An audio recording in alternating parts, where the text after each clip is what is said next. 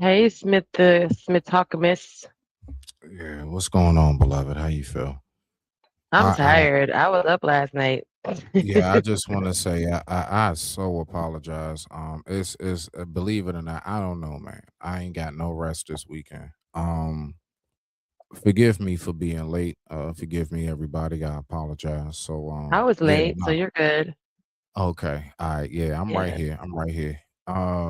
But yeah, other than that, I digress. My mic is muted. I'm gonna go ahead and make sure I got my notes and everything straight. If you want to go ahead, kick it off with your soliloquy.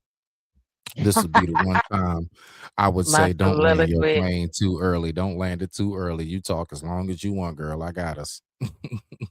I usually give a nice introduction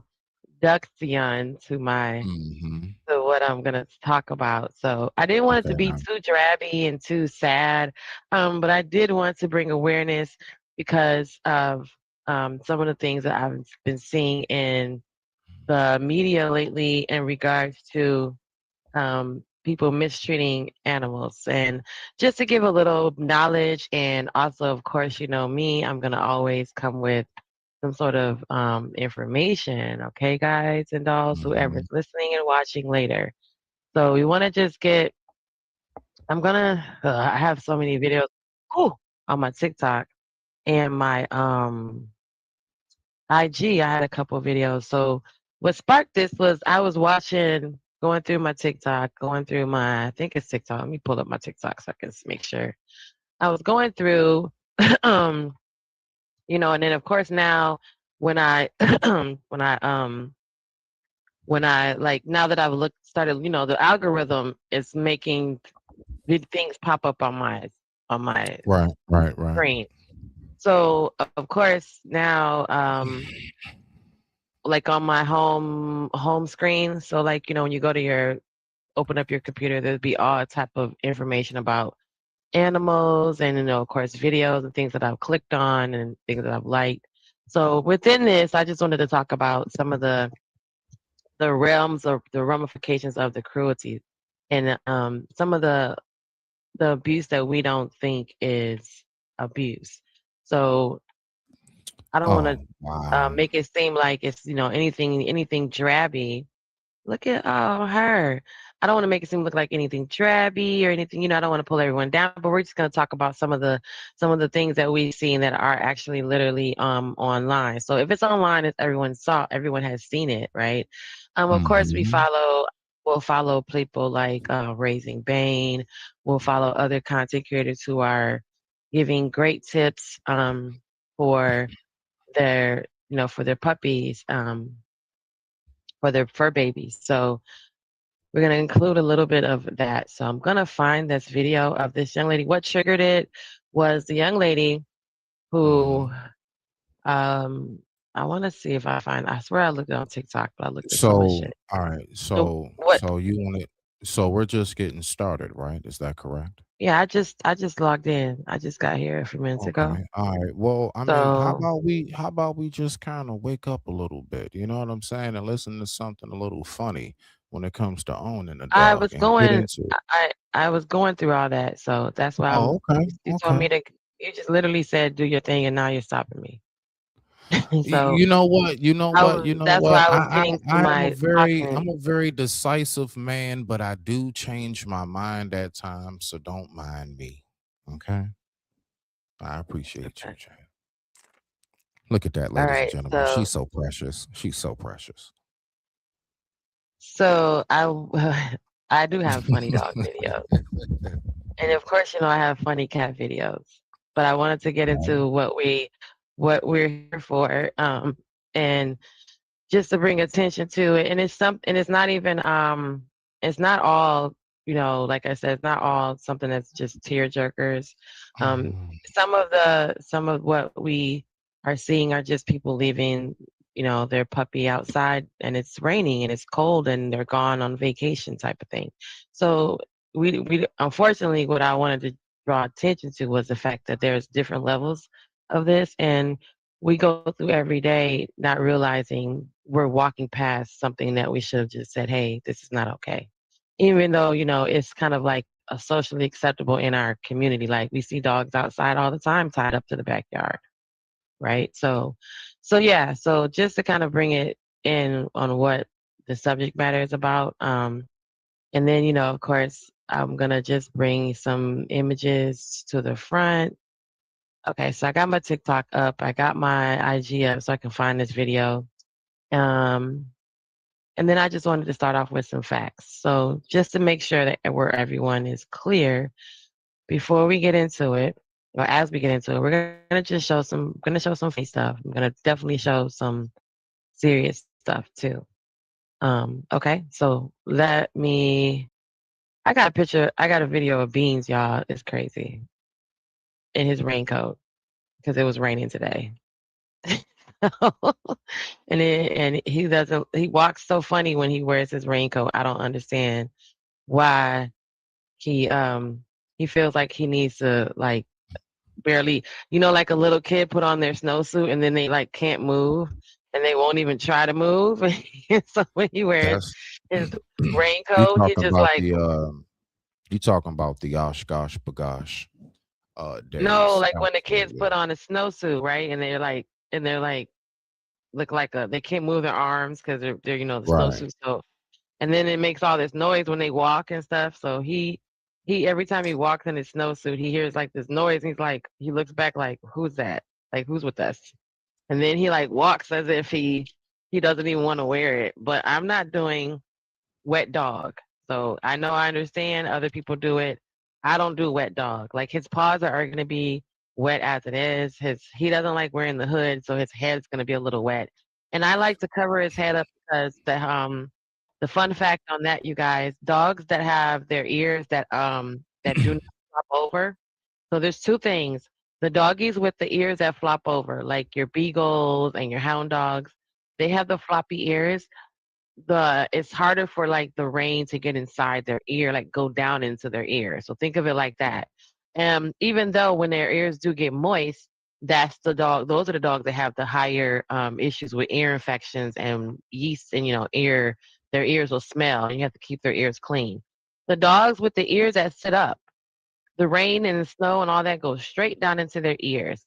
So that's why the canine industry now has doggy hats and hoodies and things like that, because it's for those kind of dogs where the rain goes right down into their ear, which causes an ear infection and gives them like yeast can grow in their ear. So we're gonna throughout the show I'm gonna put these little dog tips in here, these little fun facts that you guys need to be aware of. So just that's why my dog wears a raincoat and a hood, because I don't like the smell of wet dog. And then he's gonna come in and rub his wet body on, how they rub up against the furniture. So everything's gonna be wet.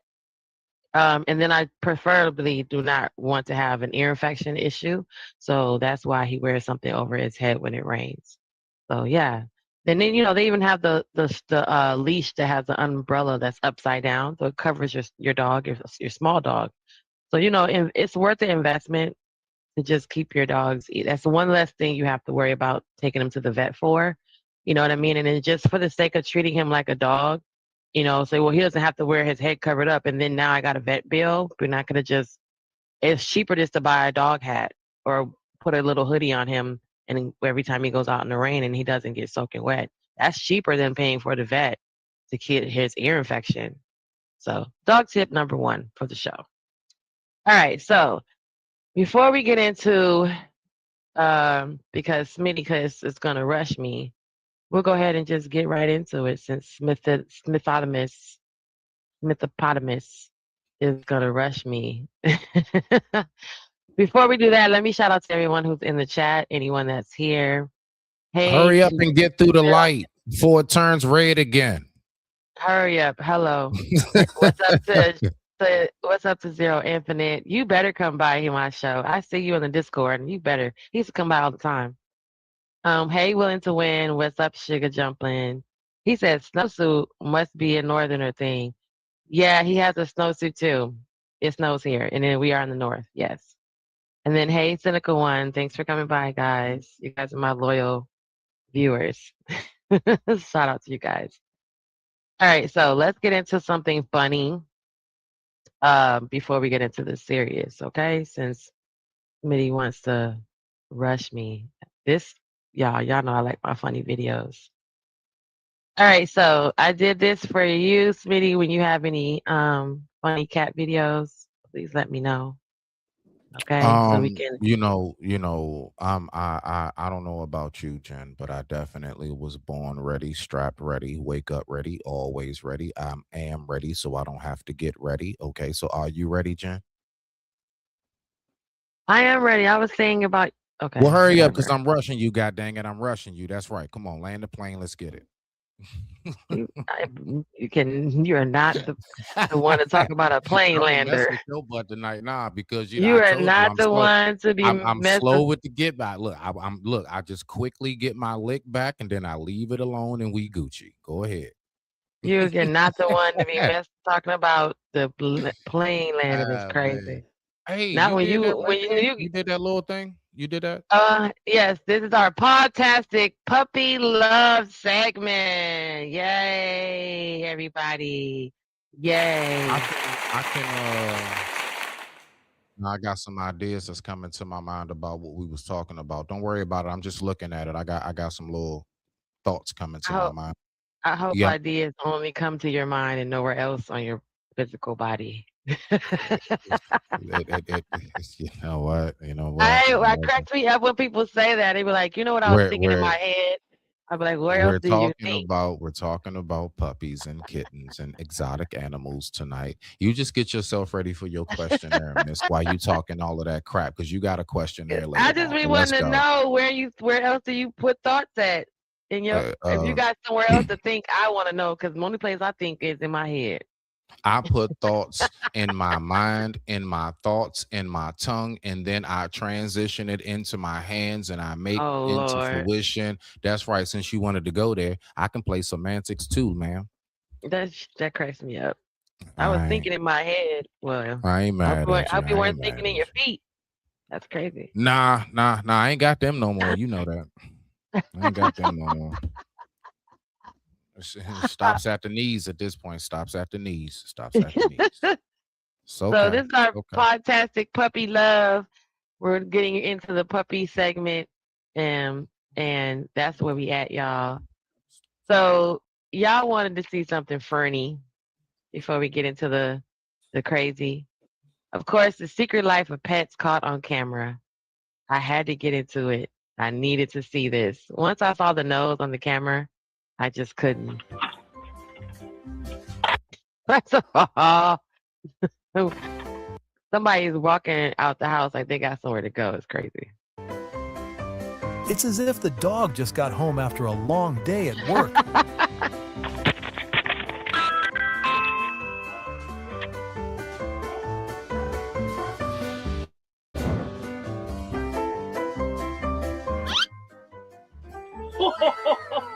Bro, that scared the crap out of me. What a surprising guest. He went from being shocked to immediately switching to selfie mode in just a few seconds. Yo, you see this squirrel? That's crazy. Chilling. Here is why golden retrievers cannot be guard dogs. What is fine? Good boy. Yes, you are. Good boy. Sit. Right there. I lost I 110 can't do the pounds. commercials. Mm-hmm. They had me on the commercials last night. It was so I ain't many. mad at Like you. it started getting Hey, more look. and Hey, more look. as Watch the this. night went Watch this, through. Jen. Watch Here. this, Jen. Ladies and gentlemen, if you would like this show to no longer have commercials, send in the Cash App over to Genesis. You see it scrolling down below. You got the Venmo, you got the Cash App. Help Jen and help this channel go ahead and get the premium. Help non-commercial ads pop up. Go ahead, support the channel so you can see the upgrades. And with that being said, I digress. My mic is muted. Make sure that you smash the like button, subscribe, and thank you for tuning in. Rock out, Jen. Aw, thank you. I got you, fam. Ta-da! Oh, that's the photo when he delivered. Hold on. Sorry. That's the photo when you when you get your package and they let you know it arrived, they have the dog in it. Hold on, that was cute. Okay. I forgot. I had just been messing up the volume last night. Damn it, I did it again. I thought I turned the volume off. I did turn the volume off. All right, let's do this. Let's go here for that right now so I can go back over here because I don't still understand why I can't hear it. Okay, there it is. All right. All right. So now let's go back over here. All right. So there we go.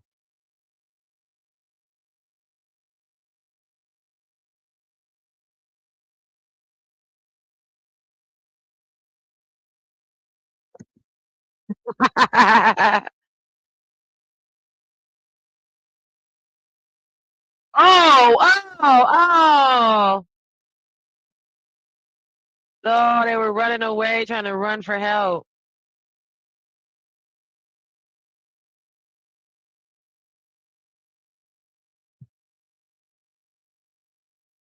Ah, do you see how big he is? OMG. He's a horse. Oh, he's worried. He's huge. Oh Yeah, my gosh. Look how big he is. endless stories Compared to the that are couch. very, very. I have endless stories that are extremely similar. Anyway, once you're done with this video, I'll go ahead. I'll go ahead and get a audience a quick story time about my squirrel stories inside my house. I have real stories. Oh no, that's crazy. Okay, let's go. Aw.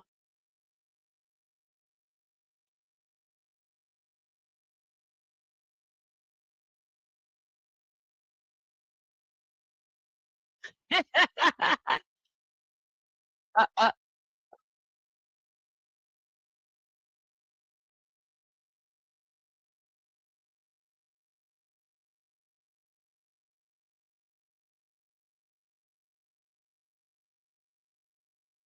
oh. First of all, I come home and see my glass missing out the middle of my. It's gonna be some problems with me and Beans. I don't know, Beans. You know what? I don't even know about this. That because that's and then what? And he gonna just chill. He not gonna.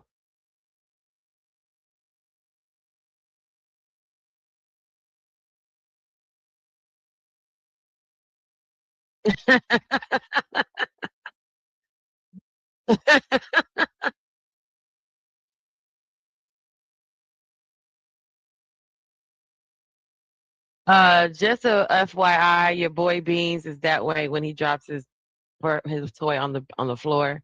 He just looks at me and wants me to pick it up instead of him getting down and picking it up. He does that too. You can't get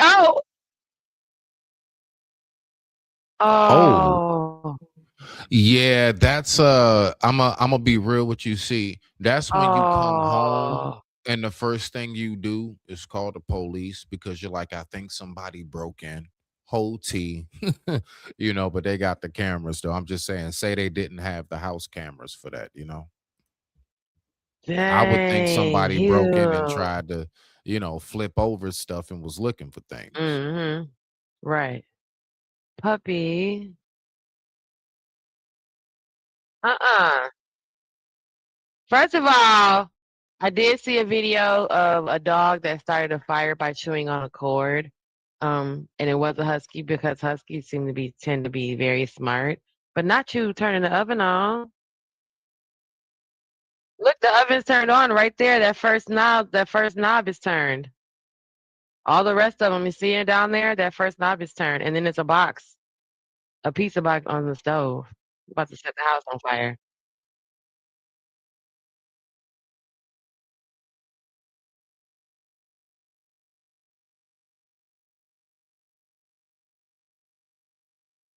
Oh! See? That's you, Smitty. And Michi. Y'all badasses. I don't really know too much of what you're talking about because I don't speak Japanese. I said that's you and Michi. Badass. Ching a chang chang chang chang chang chong.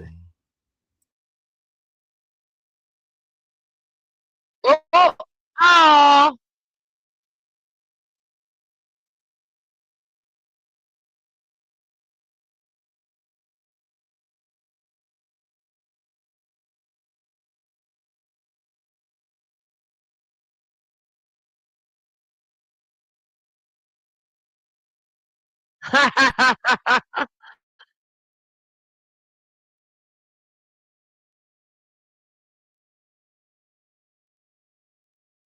Not the dog trying to hit the camera.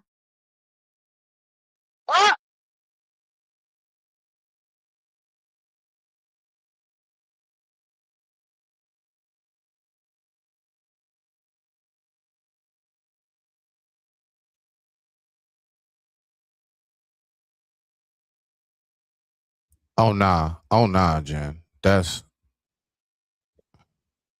a big That ass rat. rat. That's yeah. Those are what they call cat eaters. That is a big ass rat. And where?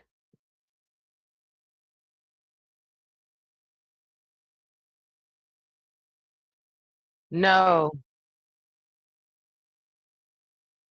First of all, the dog on the front lawn. I mean, the dog on the table is extreme. How did he? What? Some one of my family's dogs do that, and like they don't never say like get down off the table. Like, how is your dog on the freaking table? That never would happen. My dog, you know what? My dog is black, and that's why he knows not to get his behind on the table. But I digress. Have you ever seen two neighbor dogs steal a dog from another house? What?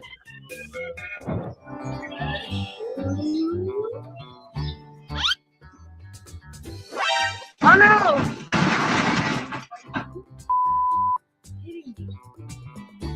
The dog is just checking the safety of everything around for the children. And that grill doesn't meet the standards. Oh no!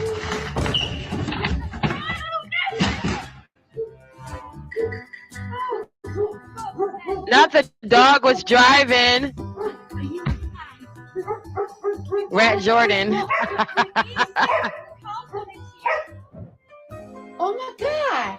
What is that? Does your Why is y'all on? See, this. I'm not trying to be racist, y'all, but listen, he know better. He better know not to get up on that counter. What you say, Infinite? If you like squirrels, Derek Downey Jr. posts videos of squirrels that come over to his house. Oh, okay. There you go. No. You're not gonna be on the my table and my counter where we put. No, I love you. You're my puppy, but no. dog often climb onto the table whenever you're not home? Daisy, no. Lord. Her head's down. Down. What a good girl. Look at her. Oh my God! What is that? The surveillance camera captured footage of two Labrador dogs entering a gas station and stealing a loaf of bread. What? Their owner will be quite surprised when they get home and see this video. What? Wait a minute. Pause. How do they get in the store and go shopping? No, we're not going to Do you do that. see Wait these a minute. niggas? Are these raccoons? Pause it. Are No, these those are cats. raccoons? Those are cats. What? What? Yeah, that's what Michi looked like when he upstairs on the banister. Yeah, I know that look anyway. What? Listen, I'm just saying, look, right? Was the dog actually stealing, or was the dog doing what it naturally does and sniff out and find food? So we need to not say that this dog was stealing anything, because first of all, the dog don't even have an ID. So you can't run a social security card or anything like that, although it may have a tag. So let's just say that is the ID. Boom. Okay, so let's just nullify that. But the dog being A thief. in the store at night, that dog was doing exactly what it's supposed to do, what it was bred to do, and that's to hunt and Mhm. sniff out food. They went and I got some don't say bread. anything to that dog. They was gonna make them a sandwich. They went and got them some I'm just bread. saying. And they're like, look, we gotta get us something to eat today. Okay. The surveillance camera captured footage of two Labrador dogs entering a gas station and stealing a loaf of bread. Their owner will be quite surprised when they get home and see this video. What? Oh my God! What? They're like, I'm out of here. Oh, This hell moment nah. feels like a scene from a Mission Impossible movie. Yo, that is crazy. Look at them.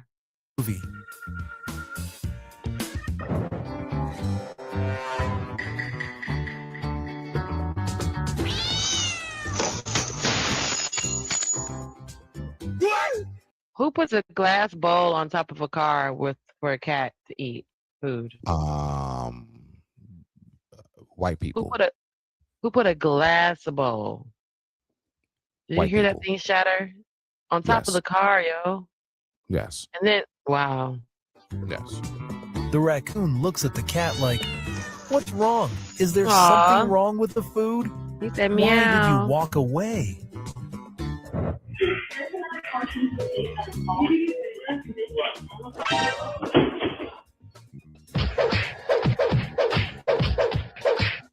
For those who don't know the power of a Labrador's tail, Right. it's actually as strong as a stick.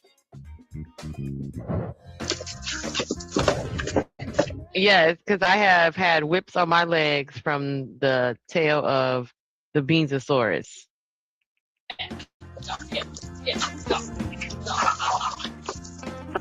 You're not gonna win that fight, buddy.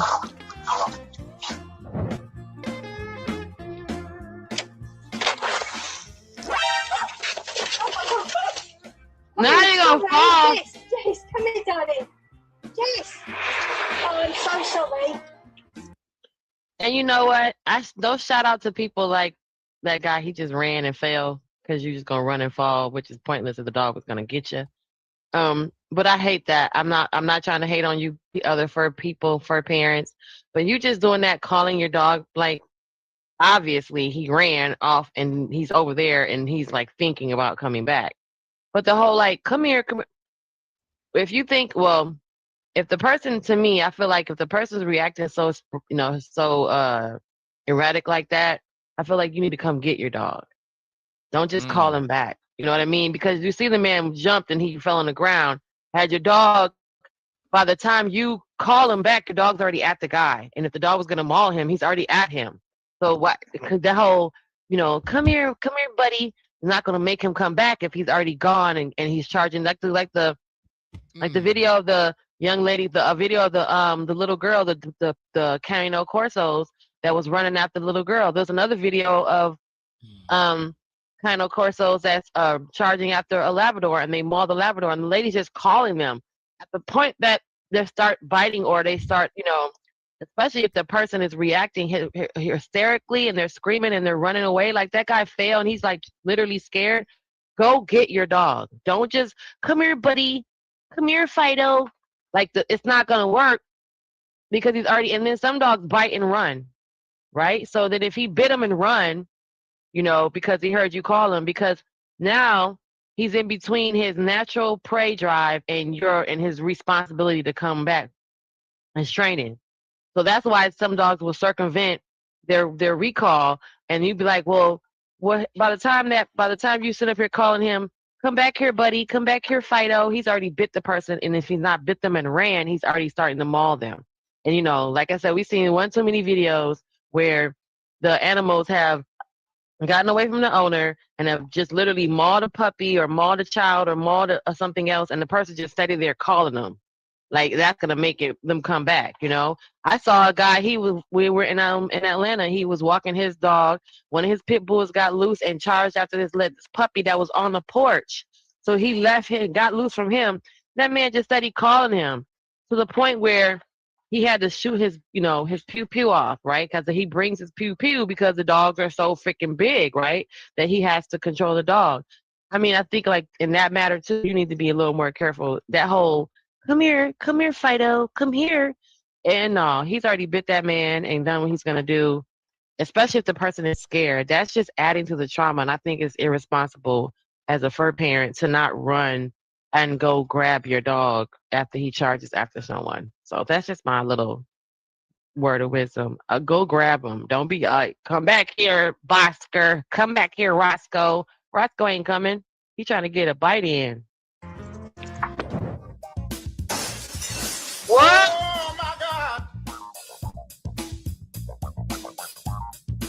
No.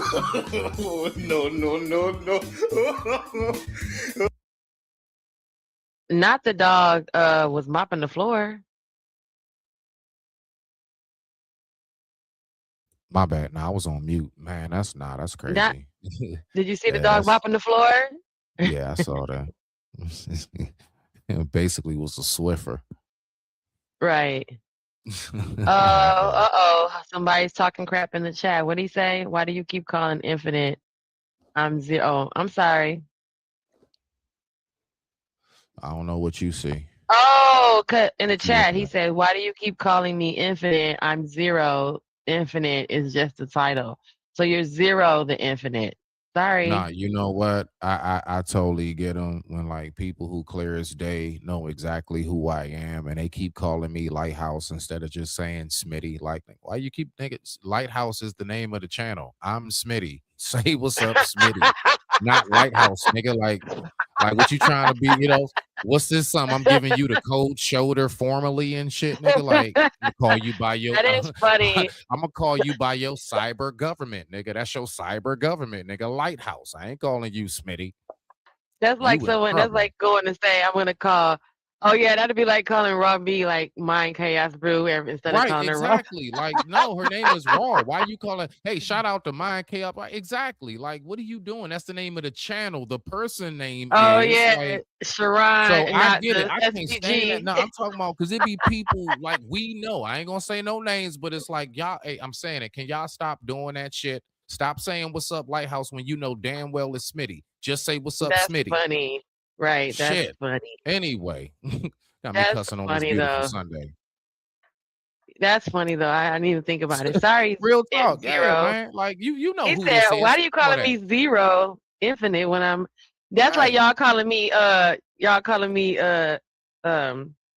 what is it? Calling me well, my name is Genesis I am on my channel. So I guess that Yeah, won't it work. is. I mean, yours is kind of like, yeah, you are It you. is But no, mine. for Okay. those of us who Yeah. have like a handle and an actual name, yeah. Name, yeah. Right. The handle is not the name, bruh. Like, come on now. Yeah, It's that's Smitty. funny. But anyway, go ahead. Let's get on back to it. Let's get back to it. Mm-hmm. You let me know when you're ready for my side. Take your time. Mm-hmm. Mm-hmm. Oh, All right, she let me has a see. mouthful. She got a mouthful, y'all. He said, can I Corsos? He said, ooh, cats are evil little masterminds. Okay. Mm-hmm. Smitty gonna tell you about how Michi is a mastermind. He Yeah, knows. that ain't none. That ain't none. I got Can you I on that. Corso dogs have a good chance of ending humans because they are bred to be predators? Wow. Okay. I didn't know that. Raising Cane Corso requires experience, owner who is willing to properly train them. Right. That's why we watch Raising Bane because we know Bane, we like to see him being trained properly. And is the commercial over? Okay.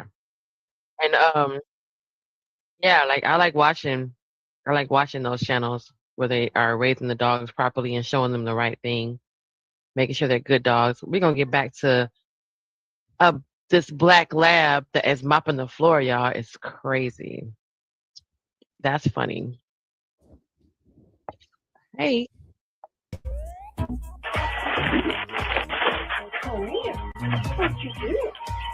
Aw. Aw. A Baby. UPS driver in Mooresburg, Tennessee, was greeted by his best friend, a dog named Nala, while making a delivery at the doorstep.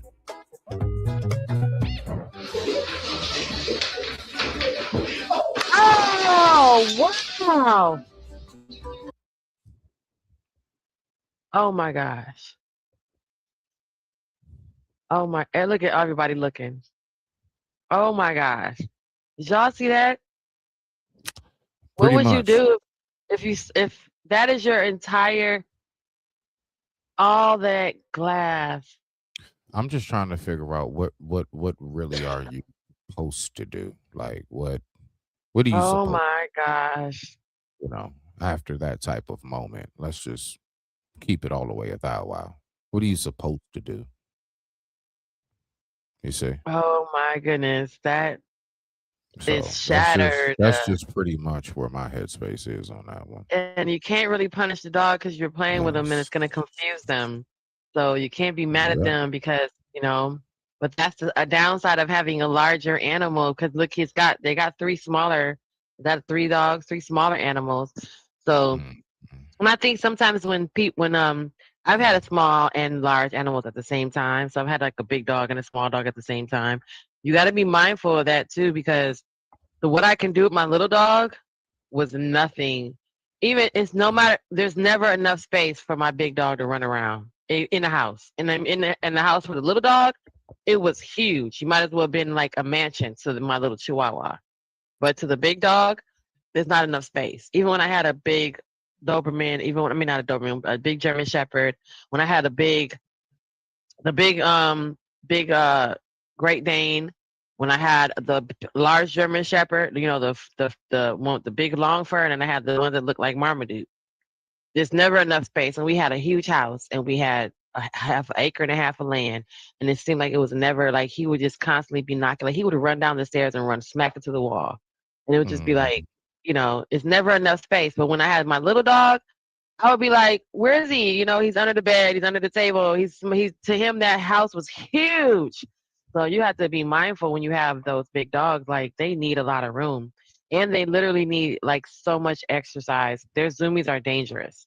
His zoomies he has zoomied from my bedroom to the living room and has moved the couch and the bed running around the whole house. That's how the zoomies are dangerous. The dog fell into the table as gracefully as a professional wrestler. Where are you? Imagine being able. I don't want to build an app with my name on it. All right, back to the show.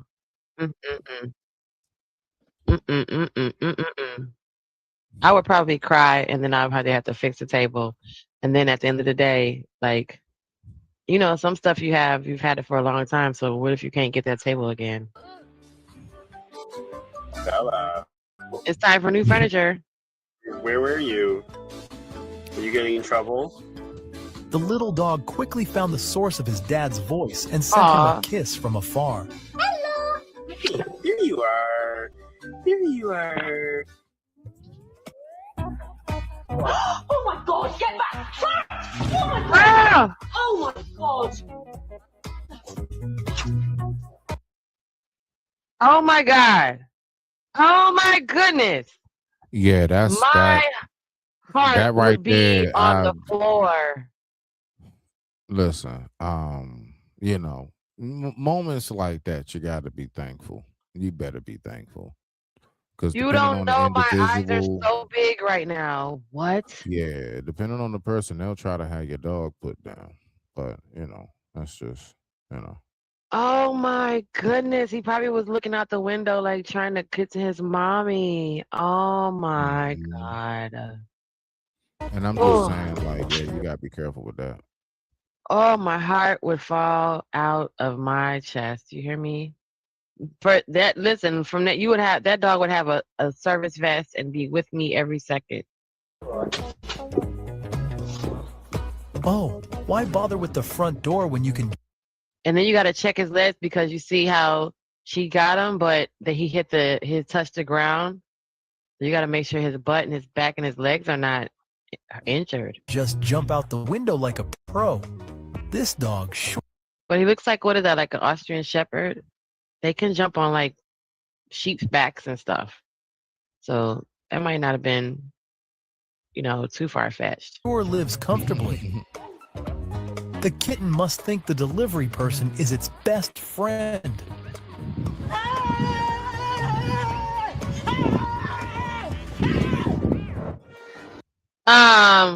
Was he hollering? Is that me, or did I hear him hollering? Why was he hollering from the kitten? Yeah. I got on headphones. It wasn't from this house. It wasn't coming from this house. Why was he hollering like that? Me. He was running from the cat and that little bitty kitten. Not doing doggy yoga. I love doggy yoga.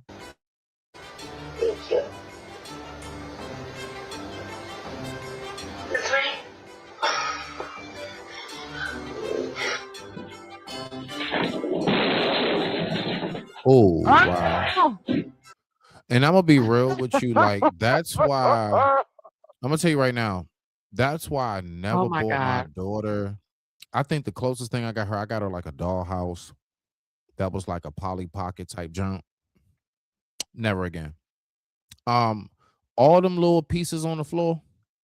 That's why I get stuff. Yeah, all that right Oh there. my God. All them little teeny little no. That gets Oh caught up in the my vacuum, God. all kinds of shit get caught in the vent. Nah, I'm good. I don't buy them type of toys. Just a side note. I digress. My mic is muted. Zero said, "What are zoomies? I've heard of it before, but I don't know what it means." So Basically, it's zoomies when out of are nowhere, it's when out of nowhere your dog acts like a crackhead, and they just not really, if you want to put it in a layman's term, brother Zero, basically what happens is the dog or the cat just all of a sudden gets like this like invisible whiff of like cocaine, and they say woof, and then they just woof around the house, and that's primarily what goes down. all right, Zero. In a nutshell, it's zoomies are pent up energy inside your pet because they're naturally okay, Beans, okay, puppy, because they have a natural energy, to use outside for hunting. When they become domesticated, they don't have to hunt anymore, or they don't exercise that part of their brain as much. So what happens is it transfers into like energy that Invisible is like, cocaine in the air. it's not a visible whip of a line, but yeah, it gives them that kind of boost. Though it's like a burst of energy that they would have normally used outside if they were left in the wild. But because they've been domesticated, that energy gets captured, and then it just comes out at one time. And it could be 3 minutes, it could be 2 minutes, and it could be 5 minutes. 5 minutes is a long time for zoomies because that dog. No. He's correct. So basically, zoomies are an animal's inner Rick James. That is correct. It's a hell of a drug. That is correct. That's You got funny. it. You got it. It's basically giving a 9-year-old before they go to school an To bed espresso. candy. No. It's like giving a an kid candy before they go to espresso. bed. It's like giving them an espresso before they go to school with a triple shot of sugar. Yeah, it's like giving a kid sugar. And then, some of the food has sugar in it too. So like if you give your dog treats, sometimes they do have sugar, or if they get pup cups, obviously there's sugar and whipped cream. So they actually do get some of their zoomies from the stuff that they can eat, like especially treats. So yep. So the zoomies is a bad situation. I mean, all the dogs get them because you can't help it. Even if you take your dog outside and you run it and you go, like my dog literally does absolutely need at least 20 to 30 minutes of walking to get his, exercise, and then to get that energy boost. And he might catch a zoomie on a leash while we are out.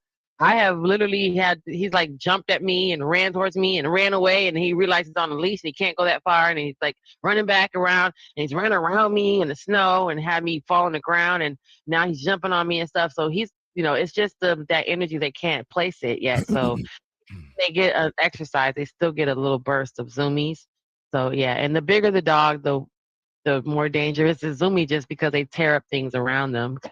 So as you can see, they running right into a door or a glass table or something.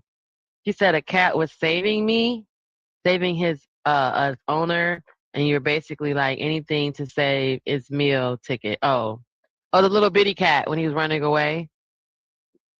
Oh, that's funny. The cat was like, yeah, you gonna feed me? I'm coming.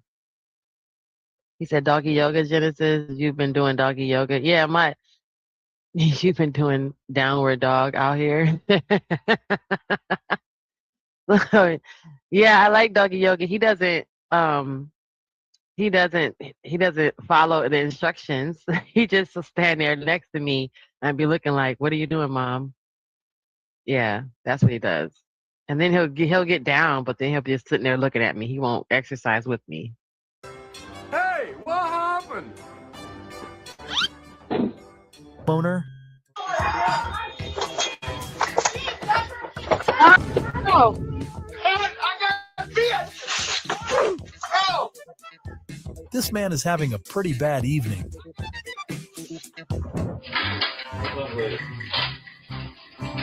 Hello?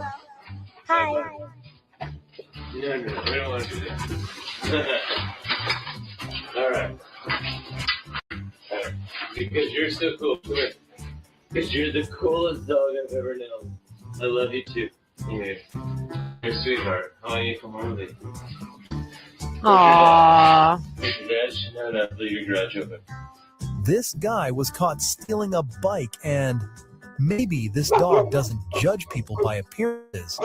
As long as they make a friend, that's all that matters, even if they're doing something wrong. Hey. When you ask a dog to do housework, he will Hey. be ready to help you with all the Oh. energy he has. Oh. Sound. Oh my goodness. That is so cute. Beans, quiet puppy. What are you doing? Huh? Why He's doing you yelling? exactly what you pay him for. He barks. I know. And you know He's what? looking You at know me what? like, When it's you what? know what? We're gonna get into that in a little bit. You're gonna know exactly why Too he's low? doing Here's what how to he's fix doing. it. Open Turbo Loud. Instant volume boost up to 600%. What's going Y'all, on? can Why y'all I hear hear stuff that? and don't see? Yeah, I can hear that. Oh, okay. Because I'm trying to get past the commercial. But go ahead. There she Here we go go. trying to hush me up again, y'all. I was just trying to get past the commercial. I didn't know if y'all could still I'm hear it. messing with you. I know you are. I'm messing with you. And I have to keep like doing that. So he said I should do yoga dog. I should do some yoga content with my dog. That'll be funny with him not listening. I guess he don't. You said what? I'm not listening. What? The man wanted to sell his pickup truck, and he met a special customer who wasn't afraid to test the truck's Oh. durability.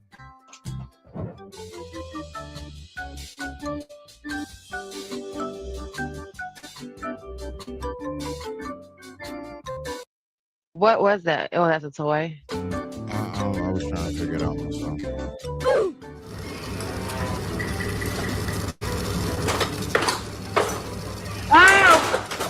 Oh shit! The There. dog has caught the most It is. expensive squirrel of its life. They should be okay. It hit carpet and it wasn't. They should be okay. That's carpet now. If it was my basement floor, this marble tile, nah, that's it. That's all the distance you need. That's all the distance Oh you need. my goodness. You're gonna have all kind of crackles and stuff. They got carpet, so I do believe. And then the way it landed at that angle, I think the TV's okay. They just gotta like fix their stuff up. That's all. I think the TV's okay. No.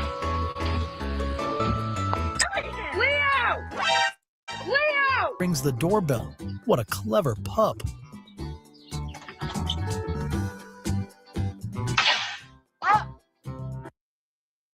He's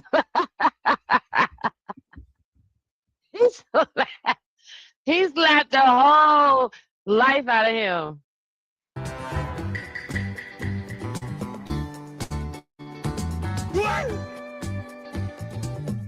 The raccoon seems to say, "Oh, you hate my face. Here's my All right, butt. I'll step back." Here's my butt.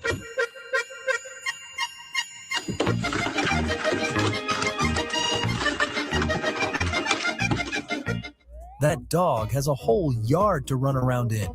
Yet instead, it does that on the porch with the cat. Yes, having a case of zoomies. Pretty much. Pretty much. Go ahead. Push play. Look at Michi cousin. Here, if you don't mind.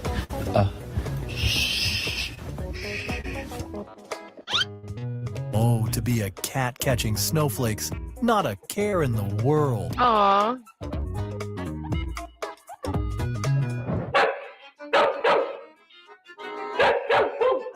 Sadie.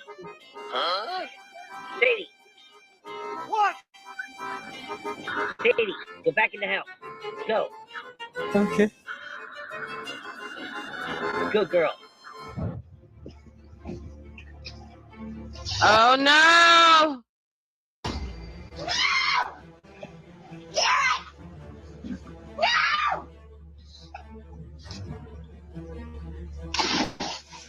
It's amazing that this incredible woman. I'm not sorry. I'm sorry, y'all. But I just want to know why she why did she she just like pulled her arms back like she was gonna dive in head first. Just to dive in feet first. Sorry. Didn't hesitate to Oh plunge. Lord, I'm sorry, because that would have been me too.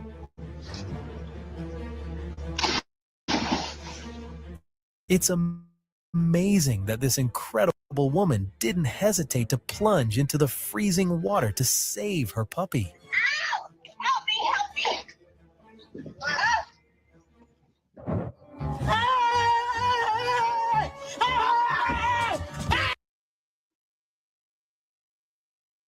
Y'all saw that, right? You did see that, right? You did see that little dog, and you did see that big man running. Okay. Why are you running? Why are you running? The Chihuahua is just trying to reply to those emails.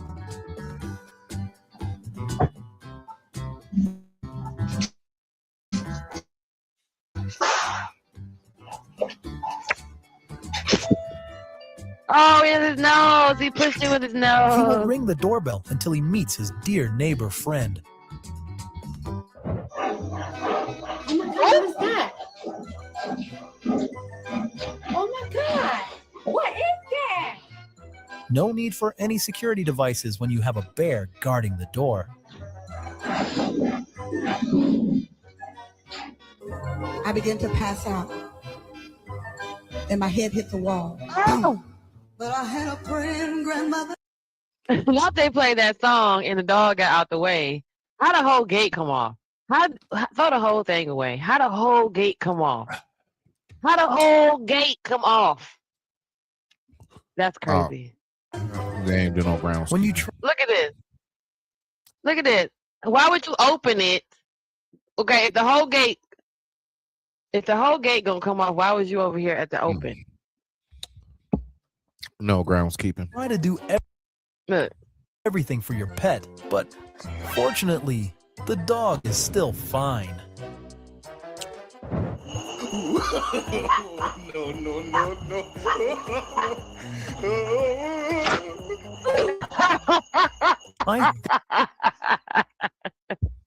He was nowhere close. Smitty cats ain't shit. He was nowhere close. Think they should rebuild the roof to make it more suitable for their cat. Oh, got it. No, The classic tug of war. The owner wants to go upstairs, while the dog wants to stay right where it is. This time, it's going to be a tough match. You better stop! Today. Oh my God, what is that? Oh my God, what is that?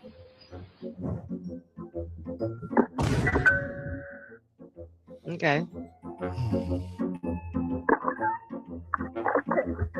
Now he called me and got his Kid friend. always in a He came to get his friend. Oh my God, that's so cute. hurry to go out and play.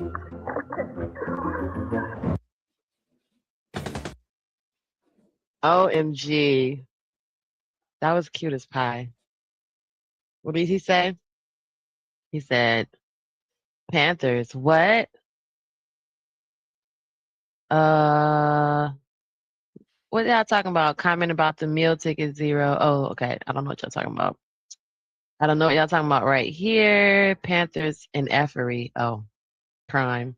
Oh, partners. Panthers, partners. Okay. Y'all not talking to me about puppies and cats. Y'all talking to each other. That's fine. It's a Kia. It's a cat. So we have more funny videos to get back to. However, I just want to get back into what we all came up here for. So I'm just gonna give it a nice overview, and then we'll get into some information. So here's this. So right now, in Michigan is an animal rights state. So that means Michigan. There's other places like Australia, goddamn, Italy.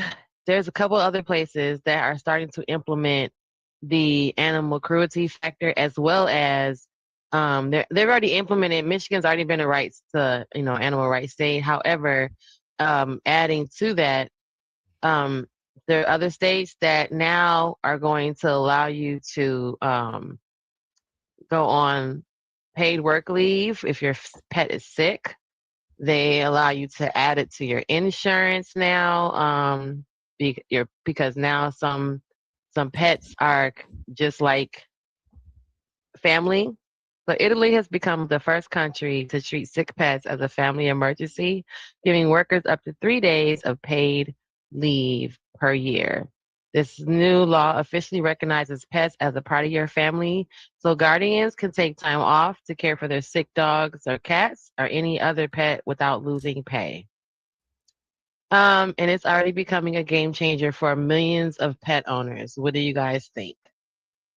What do you think about paid pet leave? Bullshit.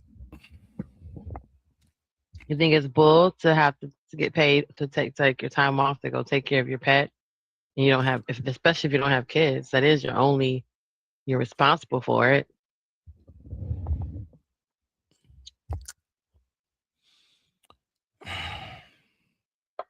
Let's just say I'm in between about it. I mean, I definitely get it.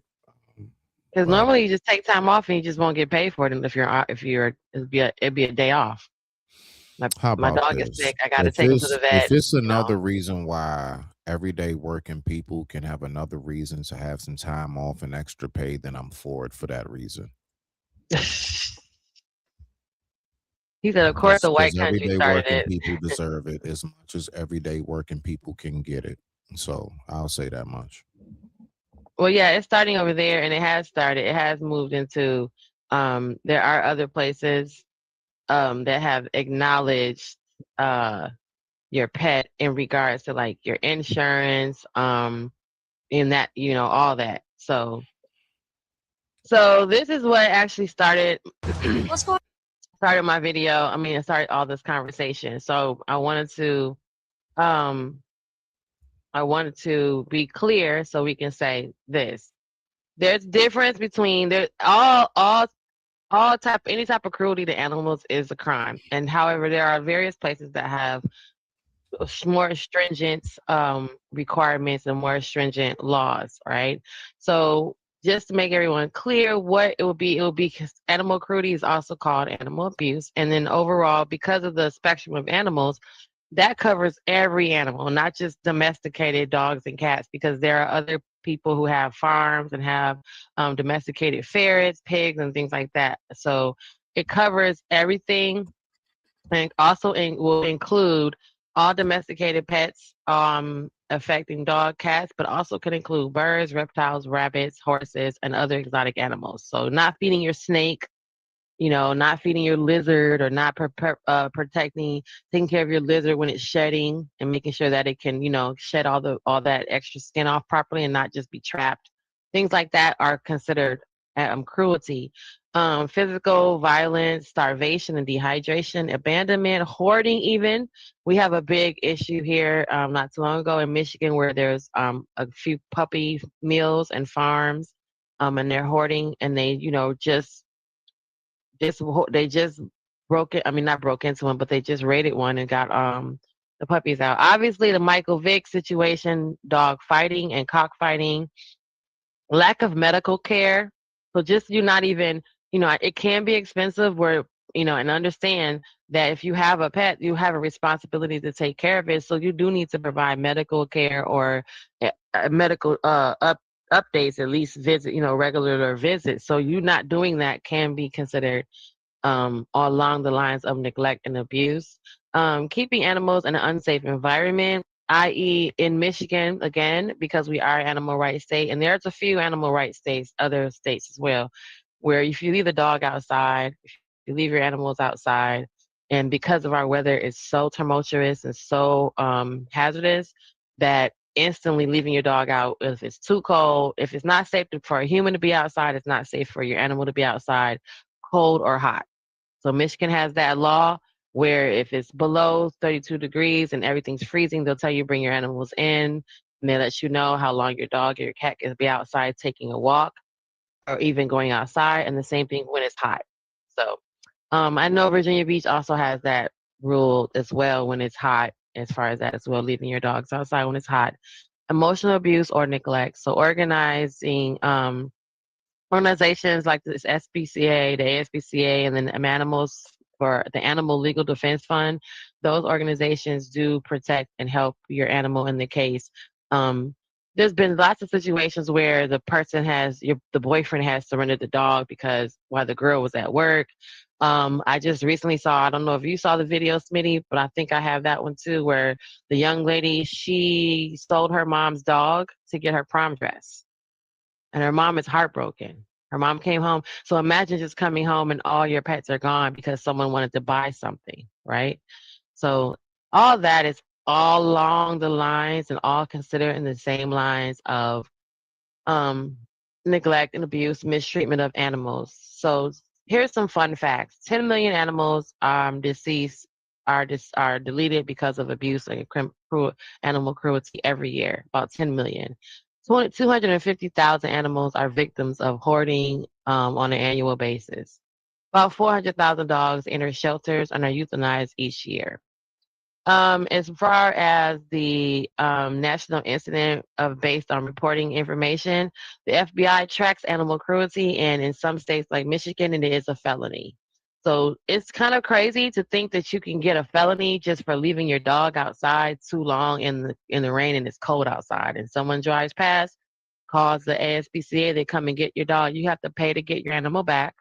The postman, your civil servants are like obligated reporters. So if a postman comes by your house and every day he delivers your mail and every day your dog is outside at the same time all day, every day, and he's tied to a chain and it looks like abusive, then the postman can call on you and they can come get your pet from your yard.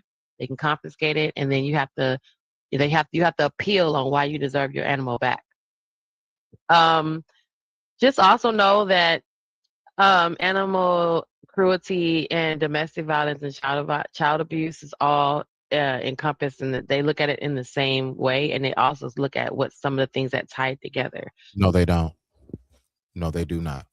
The studies Let's have go ahead and make this very, very clear, people. Okay. The Wow. fact is that unfortunately, kittens and puppies, you will get a harsher penalty than actual people. Those that puppy group, them people who advocate for animal rights, play with animal rights people if you want to. They don't play no damn games. So that's the only reason why I said that. It wasn't really knocking you, Jen. I'm just throwing in there in a slight way. Nah, they go super hard for them kittens and puppies. They do not play. As a matter of fact, the landed, if there is a officer dog, right, a canine on a police unit, and if they let the dog loose, that dog chase you. If the dog catches up to you, and let's say you got a knife on you and you stab the dog, you've assaulted the an same officer. amount of time as if you actually offed an officer, a human officer. You're gonna get 20 to life for a dog. That's how special they are to them people. So be careful. I digress. My mic is muted. Okay, so the statement is that studies have shown that there's strong connections between the three. However, I was getting to my next point, but it's also included that there's a correlation. So what they found out that if a person will hurt a kid, they've also will hurt a pet animal, and usually the pet hurting an animal is the first layer of the psychosis, the break in the psychosis, right? So 88%, they have found out that pets abuse, animal abuse, and child abuse has been correlated in about 88% of the families that they've investigated. So when they go to check on children who have been mistreated, oftentimes they'll find out there might have been a family pet who first was mistreated and now is gone, and now the abuse has moved to the child. So there is some correlation, and it's not saying it's a full fact in regards to like 100%, but they also found that it's not typical in the colored community. So it's a non-colored community where a person would punch a dog and then turn around and punch their child, right? So and then, unfortunately, to say in regards to animal abuse and cruelty, it's not gender specific, but the numbers have proven that it's a 4-to-1, that it's more men than women. And then because also you guys heard the adage that they say, the men hurt the women and the women hurt the children, and that's the typical pipeline of that. And then we don't understand why still, but it's been quite a few of the male species that would be, hurting the dogs, and including dog fighting. So dog fighting is included in that. So men are typically the ones who are all doing the dog fighting. Not to say there's not women in the world of dog fighting, but there's more men. So that by default makes that number higher as when it comes to animal abuse, because dog fighting is considered animal abuse. So again, chaining the dog or tethering them for long periods of time. There was a video. I literally grabbed my puppy and hugged him because there was a video of a person that's recording a dog being left out on a balcony for days at a time with no food or no water. Come to find out, the family is off. The couple is like on vacation, and this person is literally trying to figure out a way, because they live across from the building. They live across, like, the balcony across from them, and they're just trying to figure out how they can save this dog, because every day this person's come home, they've noticed there's no lights been turned on in the apartment, so that means the people are gone. There has been situations where folks have had to come and to a home of a person that's been evicted, and they've left the dog, right? And they left the dog there, chained him up. The dog won't leave because his family is there, but he doesn't realize that his family's gone and left him. So all that is considered abuse and neglect, and that falls in the lines of what, can happen with your canine. In regards to cats, typically, I also have the video. I don't know if this also went viral, Smitty, but there's a lady who, I want to say she's in LA, but they got her on camera. Neighbors got her on camera because they're like, "What are you doing?" Like, it's like, "Why are you out here?" It was abnormal for her to be out there, out in the streets, right? So the community together has put bowls of cat food around, the community, because there's so many stray cats, so that all the cats can kind of congregate and, to go get to eat and get out the trash. Well, this lady doesn't want that to happen. So as the community puts the food out, she goes right behind them and pours bleach in the food. And now all of a sudden there's all these cats that are deceased that are just around the neighbors, and they're like, "What's going on?" The cats are convulsing, and they're they're coming up deceased. So poisoning, abandoning, and extreme neglect, poor conditions, things like that. And there has been, like I said, linked to the fact that animal abuse has been tied to domestic violence. In my situation, the person that I was with abused me, and because the dog was trying to protect me, he ended up abusing the dog. So that very much happens in the same household, in the same situation. So if wherever you live, you need to look up the rules and guidelines, because what happens a lot of times, and what this brought this to my attention, is that people around you will be the whistleblower, and they'll be the ones to call, or they'll be the ones to ignore. And even yourself not realizing that, you've driven down the street on the way to the gas station every morning before you go to work, and not realize every morning you drive, the dog, and your neighbor's dog is always outside. There's a good chance that dog never comes inside, and then you're not aware of the condition that it has outside. So of course you typically wouldn't be paying attention to it, because it's not your pet, it's not your house, it's not your dog, it's not your business. But to notice the dog every morning that you leave out at 7:00 in the morning, this dog has never come inside the house. That in itself is neglect and abusive. So the top places where animal pet laws are super hard and stringent, Michigan's a felony, but there there are places where, like you're saying, Smitty, where they don't play around, and you mess around and just pinch a cat's tail. I knew a kid in I want to say in like Oregon or Washington State. He tied taped the cat's paw together and put tape on on his mouth and threw the cat in the lake. Like this kid's in jail to this day from that when that happened, and that was like back in the 90s when it happened. So he's a grown man, and imagine being in jail because you were cruel to animals and like have such a heavy sentence, right? So Oregon, Maine, Illinois, Massachusetts, Colorado, Michigan, top places where if you mess with an animal, you mess with a bird, you're going to jail. It's a felony. You might as well have just went ahead and robbed the bank because you didn't get anything out of it. You're going to jail for messing with someone, messing with a pet.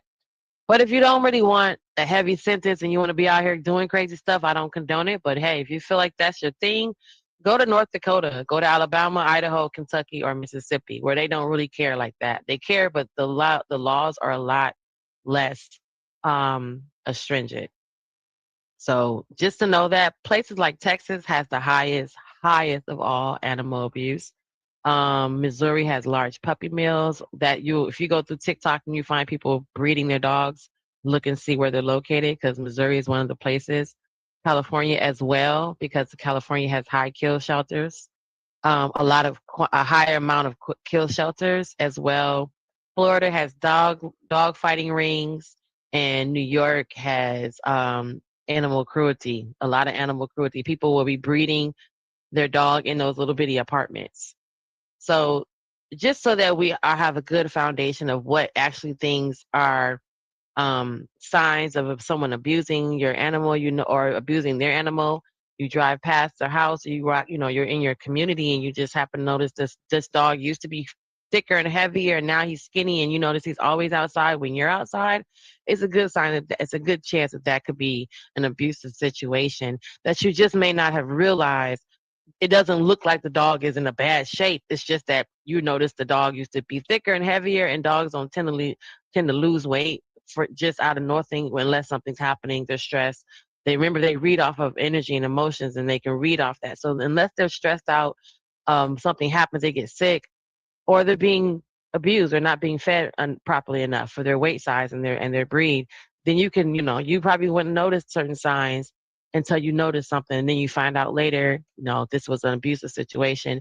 Here in Michigan, the police will pull up and pull you right out your house and take you to jail for leaving your dog outside, and it's 10 degrees and the dog been out all summer and it's been 100 degrees and you ain't did nothing, and people have been calling. Yeah, they're coming to get you. So I said that to say, and I'm glad Smitty brought that up because here we have this young lady. Check this out. To online clips showing animals being for disturbing crush videos made in Houston. 2 defendants, Ashley Richards and Brent Justice. In 2012, PETA alerted Houston police to online clips showing animals being harmed for fetish content. Investigators traced the operation to a suburban home and identified Richards and Justice. Prosecutors said Richards appeared in the videos while Justice helped produce and distribute them. They were convicted on counts that included producing and distributing animal crush videos, along with felony animal cruelty charges. Sentences: Brent Justice, 50 years in prison. Ashley Richards, 10 years. Investigators called it one of the darkest cases they'd seen. Should sentences for animal cruelty media crimes be even tougher? Comment your take and follow for verified updates. So what do you think, Smitty? Should it sentences for the cyber? Did y'all see it or no? Y'all didn't see the video? Okay, my bad. I thought you saw the video. So you can hear the video, but you didn't see it? Okay, well, let's go back because I thought you guys could see it. My bad. He said, yeah, I saw that video. It was disgusting. They care more about pets than kids. He said, I thought animal abuse was a felony everywhere. No, it's not a felony everywhere. Yep, you seen the video of the white lady pouring. Ignite TV says, what's up, Smitty? Oh, let me go back up here. I didn't read your comment. Sorry. He said, I saw that I'll say I'm taking my dog to the vet even though I don't have a dog to get an extra pay. And if they want proof, I'll take pictures of a random dog and say it was my pet. That's funny. Ignorant TV says, "What's I'm right up?" here. It, My bad. Nah, um, I ran to the restroom because you was you were okay, talking, so I ran to the restroom. okay. He said, "I've seen it." Zero said, "I've seen the video of the white lady pouring bleach on the food that they put out everywhere for the cats." See, he saw that video. He said, "I thought animal abuse was a felony everywhere. It's not exactly. Yes, they care more about pets. Some places care more about pets than they do than they do kids." And then he said, "Yeah, I saw the video. This particular video that we're talking about, and it was disgusting." Um, so yeah, this what you were talking about earlier. This is here. Over disturbing crush videos made in Houston. 2 defendants, Ashley Richards and Brent Justice. In 2012, PETA alerted Houston police to online clips showing animals being harmed for fetish content. Investigators traced the operation to a suburban home and identified Richards and Justice.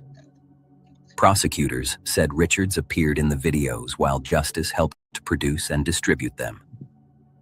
They were convicted on counts that included producing and distributing animal crush videos, along with felony animal cruelty charges.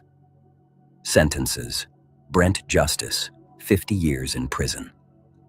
Ashley Richards, 10 years. Investigators called it one of the darkest cases they'd seen. Should sentences for animal cruelty media crimes be even tougher? Should sentences for animal cruelty media crimes be tougher? Because now they have animal fetish, cruelty to animals as a fetish. People want to log on and watch you hurt a cat. What do you think about this?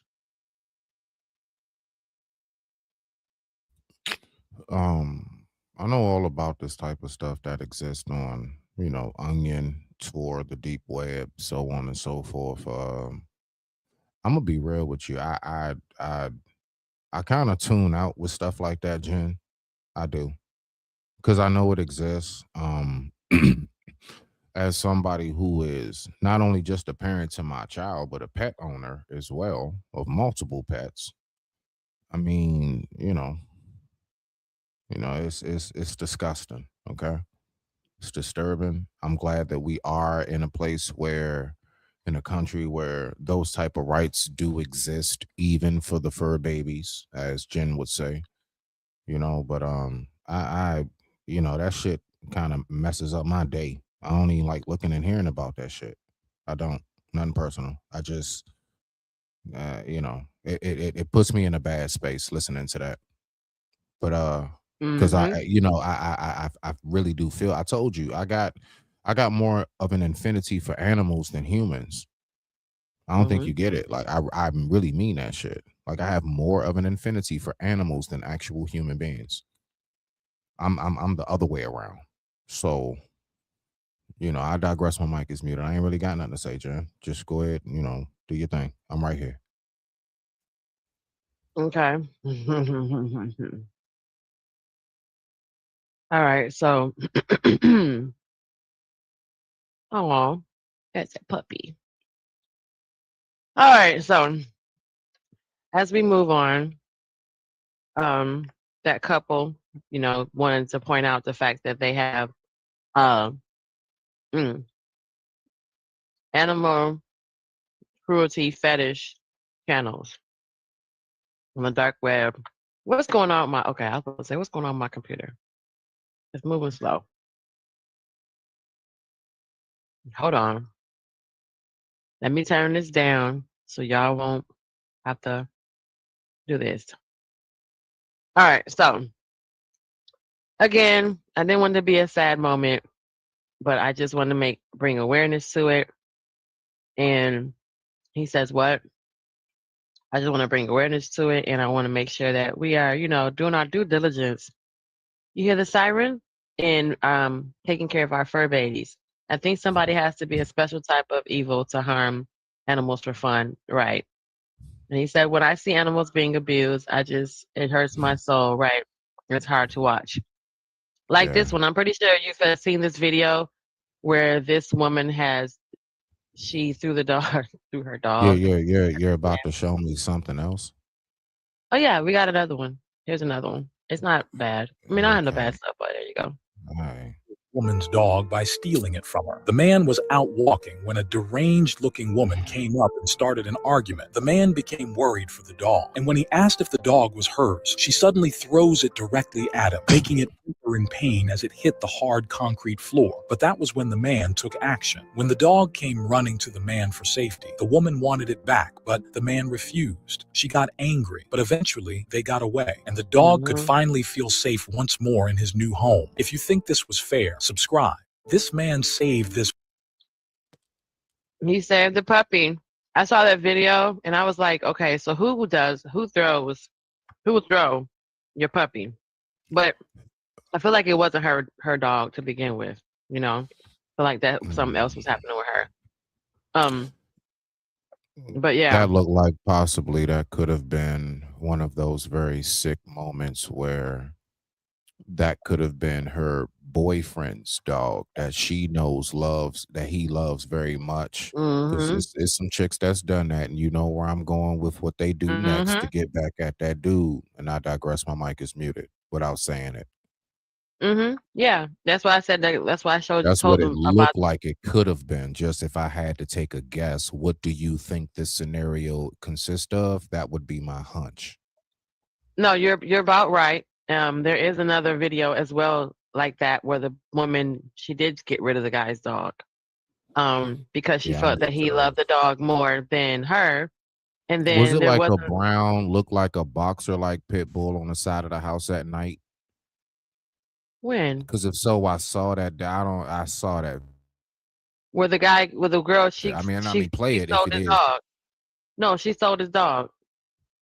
Yeah, stole him and then off the dog. And I don't know, but I saw one on YouTube, and it was like a goldish brown, like basically beans color. Yeah, That she exact felt like looked like a puppy, like one of Beans. Yeah, and he went to the side of the house and was like, she deleted my dog, y'all. She deleted my dog, and he was damn near crying on the side of the house. Yeah, because I think I know felt what you're like the talking dog, about. she got more attention. Like, you love this dog more than me, and I'm gonna, I think I know what you're talking about. Yeah. And and then like I said, I told you about the video about the girl. The mom was in tears, and the girl sold her mom's, like, her mom had like a Bichon Frise, like a little like that kind of thing, like a little expensive small, them dogs cost a little bit, especially if you take care of them right. So that was the mom's dog, and to be able to sell it to get enough money to buy her prom dress. Yeah. Just again, that people like that, it's a special place. Just leave it at that, man. Right. Go ahead, though. So what started me in all this was because I'm, like I said, I see people all the time. Like, there's a guy that lives in my building, and he yells at his dog. He be like, sit the hell down. Like, I have to yell at Beans sometimes when after I've said, okay, stop, okay, hello, and then he's not listening. And then sometimes, I'm a black mama, so I'd be like, you don't get your paws off of this, and then I don't have to yell at him like that. Like, you can tell there's a different kind of yell. And some people believe, remember I told y'all the story about my brother, some people believe that if you treat a dog bad, it's going to make them stronger and more aggressive, when it's actually, that's already in their nature. If you put a leash around your dog's throat, that's for control. That's to establish dominance, because that's where the control center is, right? That's why other dogs put their paws on their neck, and they put they bite on their neck to establish dominance. That's what that all together means. But when you put a leash around their body, like a harness, like a sled dog, that activates the pull drive in them. That activates them pulling and wanting to be, strong and aggressive. So they're already going to have those traits. You don't have to do anything to make the dog main and make the dog aggressive. You don't have to tie a tractor tire to it unless you wanted to build muscle, because it's naturally going to pull whatever you put on his back. So it's the level of ignorance when people just not even realizing. No matter you're not being mean to the dog and talking to the dog crazy is not gonna do anything to it. And sometimes it actually hurts their feelings and gives them an inverse action. So now your outgoing dog is now introverted and doesn't want to be bothered. And now all of a sudden you have these stories where you're like, well, we used to play it all the time, but now he just sits over in the corner. That dog changes behavior based on you yelling at it and treating it crazy. And it's like it's naturally gonna be protective. It's naturally gonna if you look at a cane corso, their breed is naturally big and aggressive, but their temperament amongst who they protect, they don't have any aggression towards who they protect. The dog is typically not going to turn around and bite the owner. So it just offends me sometimes for people to not know that and mistreating the dog for no reason is just stupid. But this is what sparked the conversation for me was when I saw this video. This is the first video, but then the second video, you're like, wait a minute. So check this out, y'all, real quick, and then we're gonna get into it. So 2 people were arrested in connection with 11-month-old dog that was deceased of starvation at a kennel, according to the Upset report. But look at her. Look at her. My dog died 2 days ago. Is your dog still upstairs? I can't get her. I couldn't look at him. Okay, hang on 1 second.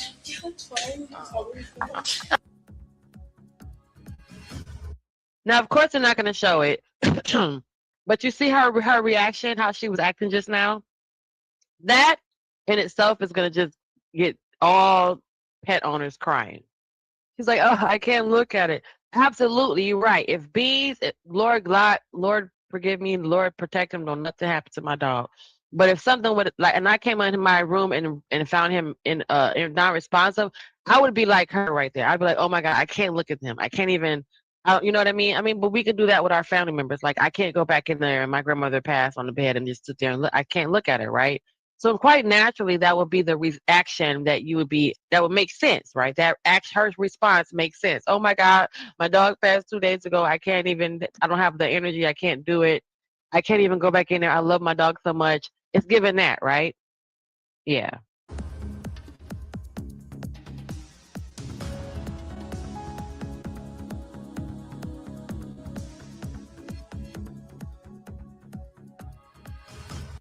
What does his shirt say? Why is she getting locked in the car? Because his shirt says who? Animal Cruelty Task Force. I hope y'all see the video. Okay.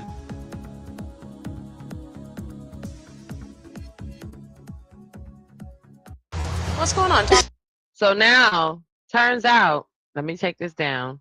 Because turns out the video that they have now of her going to jail was because of what? The dog was deceased because of starvation and neglect. So that reaction that she had in the beginning was completely offset to the fact that if your pet passes because of neglect and starvation, I'm not trying to be funny, but did somebody just say that she looked like she ain't missed no meal? So how did the dog miss a meal? It's crazy. What did she say? Put a bear trap in their home to stop what? To stop cats from walking in their house through the window. The cats almost lost their arm. Yeah. See? So that's a video that started me. That was like, okay, I can't. I want to talk about it. I can't. So, again, that's what was getting my blood boiling about making just me making sure that I do my due diligence on my platform to just bring awareness to the fact that mistreating your animal is not okay. Any type of abuse or neglect it's even more so now that that some states are cracking down and becoming more diligent and how in the consequences behind animal cruelty. So I don't want to make it seem like it's such a drabby, drawn out. You can't, Your heart's gonna be broken because I don't want you sitting here with your heart broken because y'all know I'm silly as hell, and I will bring some of the funnies, if I need to, when I need to. So to not make it so sad and drawn out, but hey, just in case, one company gives employees 2 weeks of paid leave, not for a baby, but for adopting a shelter dog, and it's working. So more companies are giving employees paid time off when they adopt a pet, or lose a pet.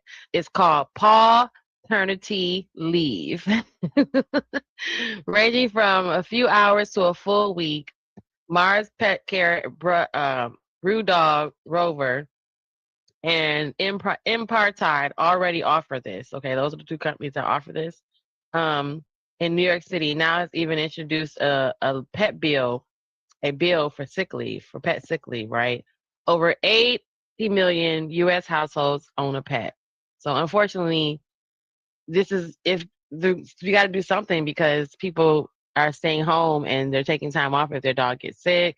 So if your pet dies and your boss expects you to work the next morning, more and more companies are saying not anymore. Up to 2 weeks paid time off. It's called paternity leave. All right.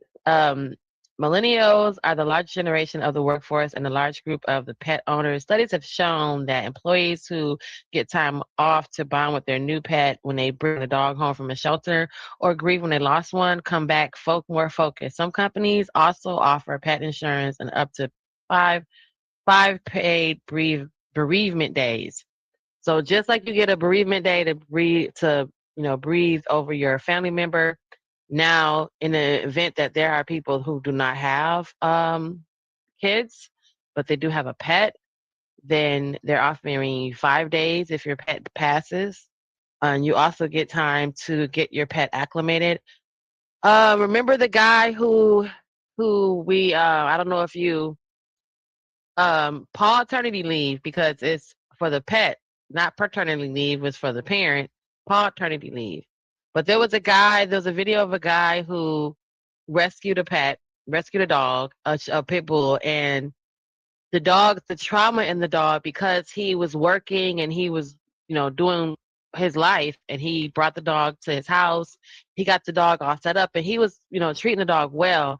It's just the dog had a trauma and it literally like bit his arm.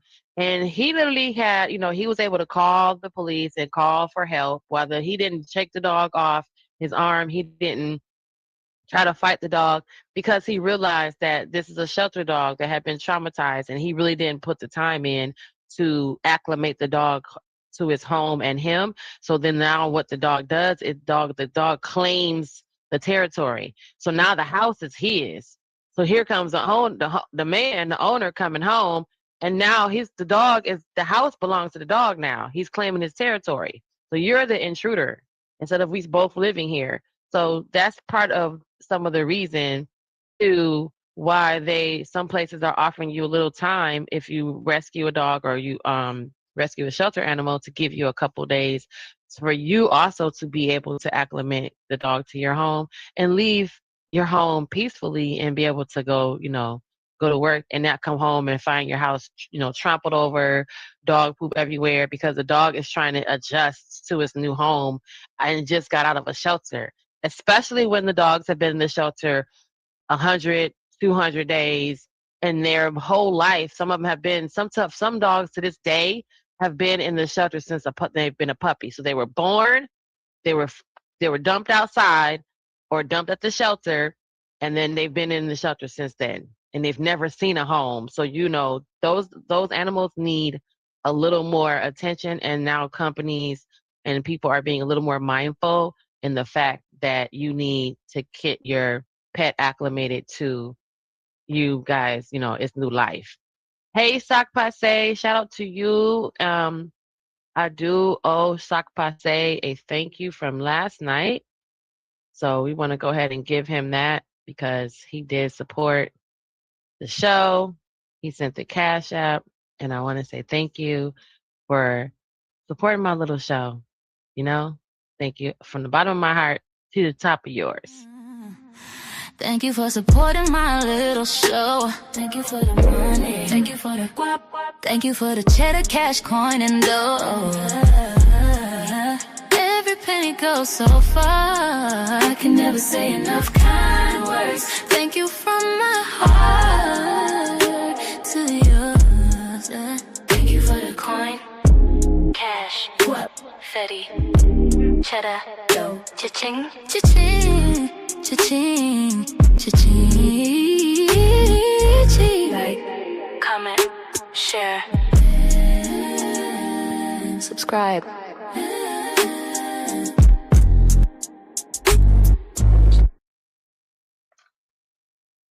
All right, now, much respect to the donations, much respect to what it is that people provide for this channel. And matter of fact, let's go ahead and start something new over here. Anything that you give to this channel, you're not donating anything. We don't take donations. We accept investments. When you give to this channel, you're investing, and it's a great investment.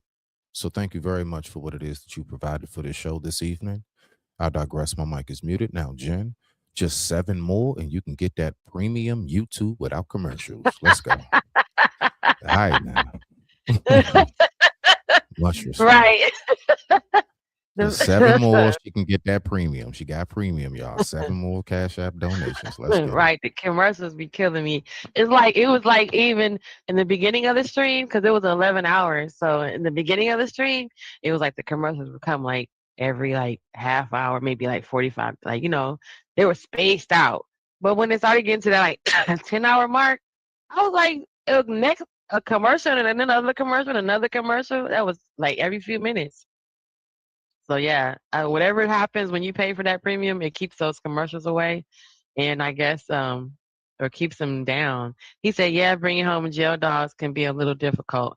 Yeah, that's why they have programs like Pit Bulls on Parole. You guys can tune in to, I think it's like TLC channel or whatever, We channel, Pit Bulls on Parole. That's why I support I Heart Dogs. If you do I Heart Dogs, you can go online, iheartdogs.com. They shout out to them. They spend a lot of time and matching people up with their pets and getting the dogs acclimated. So they have fosters that come in and take the dogs home for a couple of weeks at a time and bring them back to the shelter, or take them to home and then they get adopted from there, so they can kind of get that transition going. So I Heart Dogs also, if you donate to I Heart Dogs, I Heart Dogs buys dog food, toys, and blankets for dogs that are in the shelter that have not been homed yet. So just some things that you should know. They focus on, also one more thing to know about the people that are helping with the dogs in the shelter. They are also pushing towards Pit Bulls on Parole. They're pushing towards senior dogs finding homes and shelters or even fostering them, as well as black dogs, because black dogs seem to go overlooked. People want brown, white, and dogs with mixed colors. They tend to not want a black dog. So there's a lot of black dogs. They call them the invisible 8. So they'll feature them every month or whatever. Every month it'll be 8 dogs, and all 8 dogs are black. And the invisible 8, that's what they call them. I think they call them like the invisible, whatever the number is they give them, however many they have, because they consider them, people kind of overlook them because they're black, or they think they're evil or they're mean because they're black. So Well, yeah. I'll just reiterate it in a nutshell. The story about how I got Michi. You have a black cat, right? Yeah, he's all black, and his girlfriend, she tuxedo. She ain't got nothing but white paws and a white stomach. Everything else black on her behind too. So she one of us as well. She damn near got an attitude like us. She don't wanna be bothering nobody with her bougie ass. So how I got Michi, I pulled up to the liquor store. It was at nighttime. It was so random. Oh, I had no clue I was about to adopt a cat that night. And all I heard was a country voice way back over at the end of the parking lot towards the woods. Because if you go up and get a picture, this is one of those little like convenient slash liquor stores that be on the side of like a main road, and it's nighttime and it's nothing but like trees on both sides, and then you finally see like an opening parking lot, right? And then it's like, you know, that little spot right there, right? So then you turn down into the parking lot and pull in. Well, right behind it is surrounded by nothing but woods. So I went on ahead, I pull in, and I get out the car, and all I hear is, "You want him? If you don't want Aw. him, I'ma shoot him." And I just hit, yeah, yeah. You Mm. know, he's like yelping and stuff because he's holding him by the back of the neck. And I'm like, what? He's like, no, no, no, I'm serious, buddy. Come on over here. Like I've been trying to give him away all day.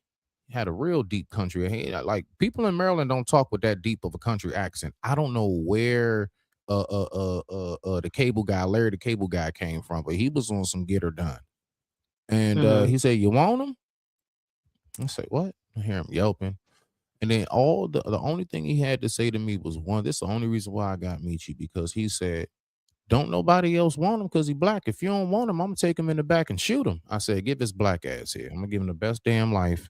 And his ass has been in his 3-story house, spoiled as ever, hopping in and out of my like he's an actual damn panther and shit, you know. So, you know, he's had nothing but the best of life. And then shortly after that, I said to myself, I'm gonna go ahead and get you a friend around here. Well, I'm gonna get 2 boys because y'all not spraying shit around my furniture. Because they was, ooh, they're gonna light y'all up. Yeah, Ooh, yeah, yeah, they yeah. gonna tag. They'll be tagging.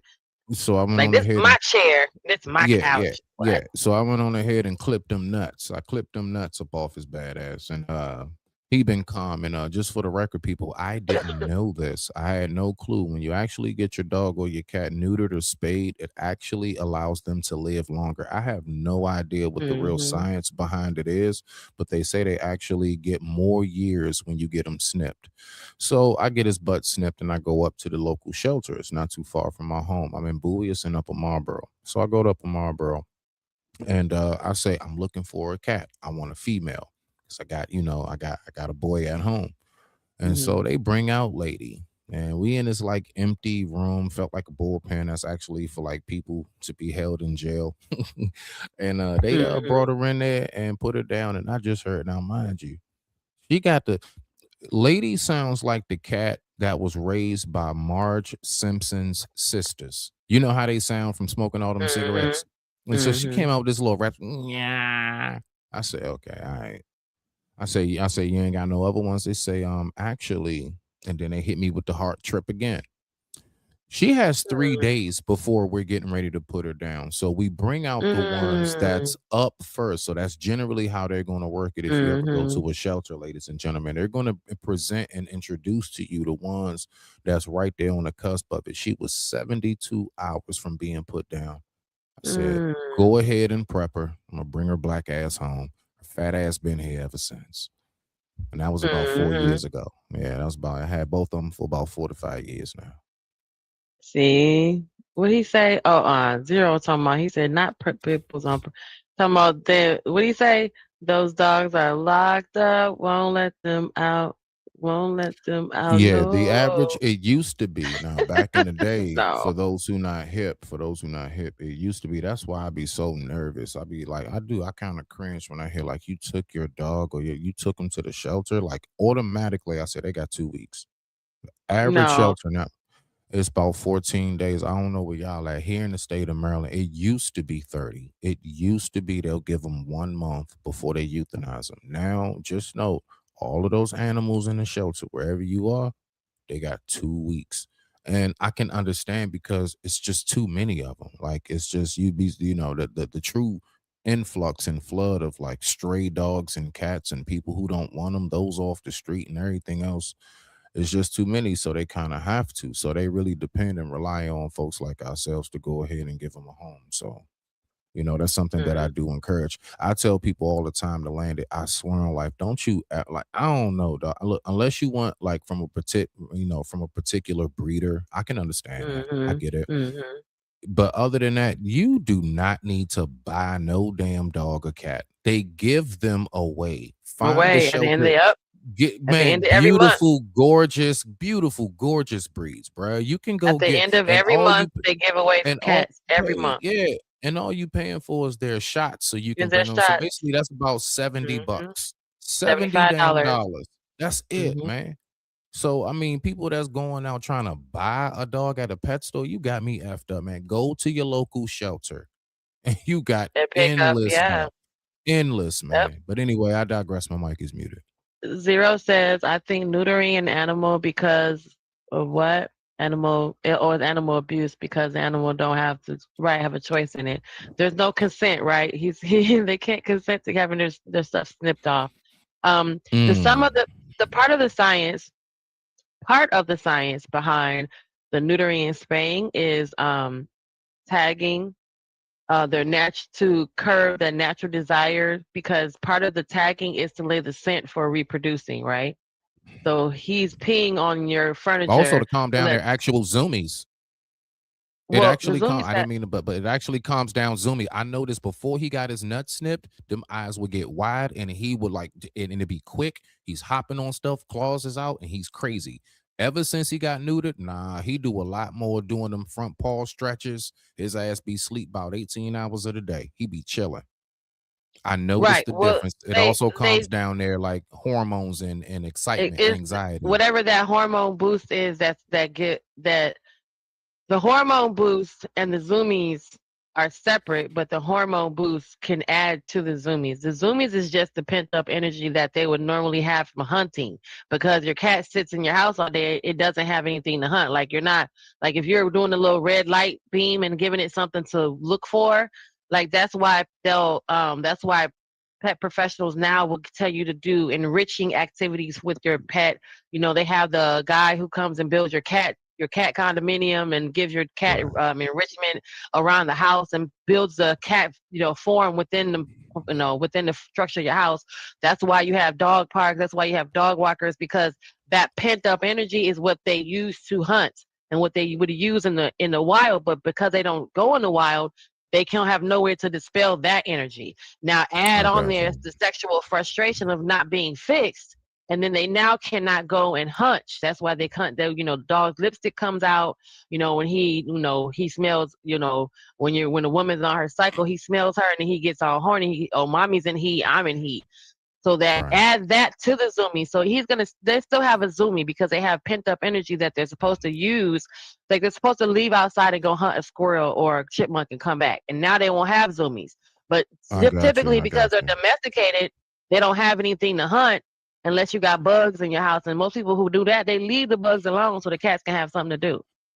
Gotcha. So, everybody give it up for Jen and those fun facts and what she just gave us. Jen, if you don't mind hitting that applause for yourself, please, darling. Go ahead, hit the applause real quick. You know where that little cheap ass applause is. Hit that applause real quick. Wait a minute, where is it? It's down here. You know what I'm saying? There we go. All right. Yes. I don't want to confused, be like, well, if I get his nuts cut off, he gonna stop running. He not gonna stop running because he don't go out and hunt. And we appreciate it. We do. So speaking of dogs and pit bulls, so on and so forth, Jen, are we good to go ahead and get the third and fourth quarter of this segment kicked off? Go ahead and brighten things up. Let's have some actual trivia. Let's have some fun. Let's go ahead and kick this thing off. Are we good for that, or you still got a little more? What are we doing? I have the end of my before halftime. This will be the end of this, and then we'll go into it, and then you can do your thing. We'll go halftime. All right. So the last part of it, what I did want to bring awareness to is that, and it's a big deal, but you just adding to what we already have something to think about. So you already got the ball rolling, girl. Keep it going. Now. Okay, so we have this to think about, and we want to be conscious and aware of how we treat our pets. The last thing that I wanted to tie into this is, of course, you don't want to discount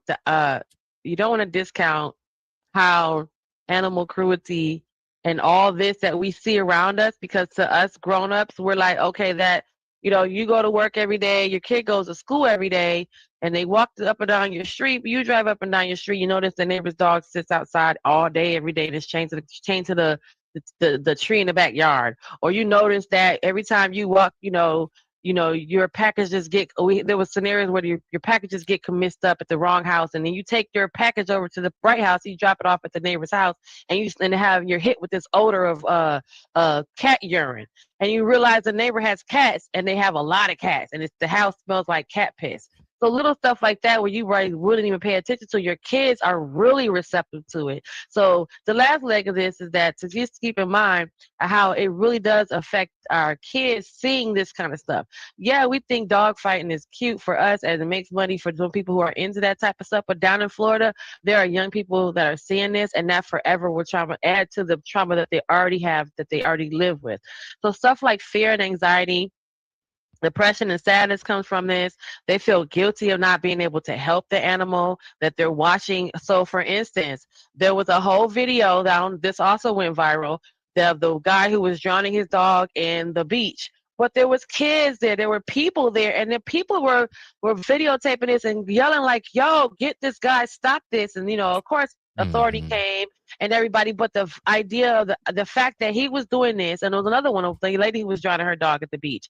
And there's people and there's kids around. So this last leg of what I want to just break down or just go over to make sure that we don't discount when we see this happening. So when the people that are out here kicking their dog and in a community as they walk down the main thorough street, thank God for the person that stops and says, "Hey, kick that dog again, I'm gonna F you up." But everybody else is also watching it, and how it affects our kids is way more than what we've ever thought.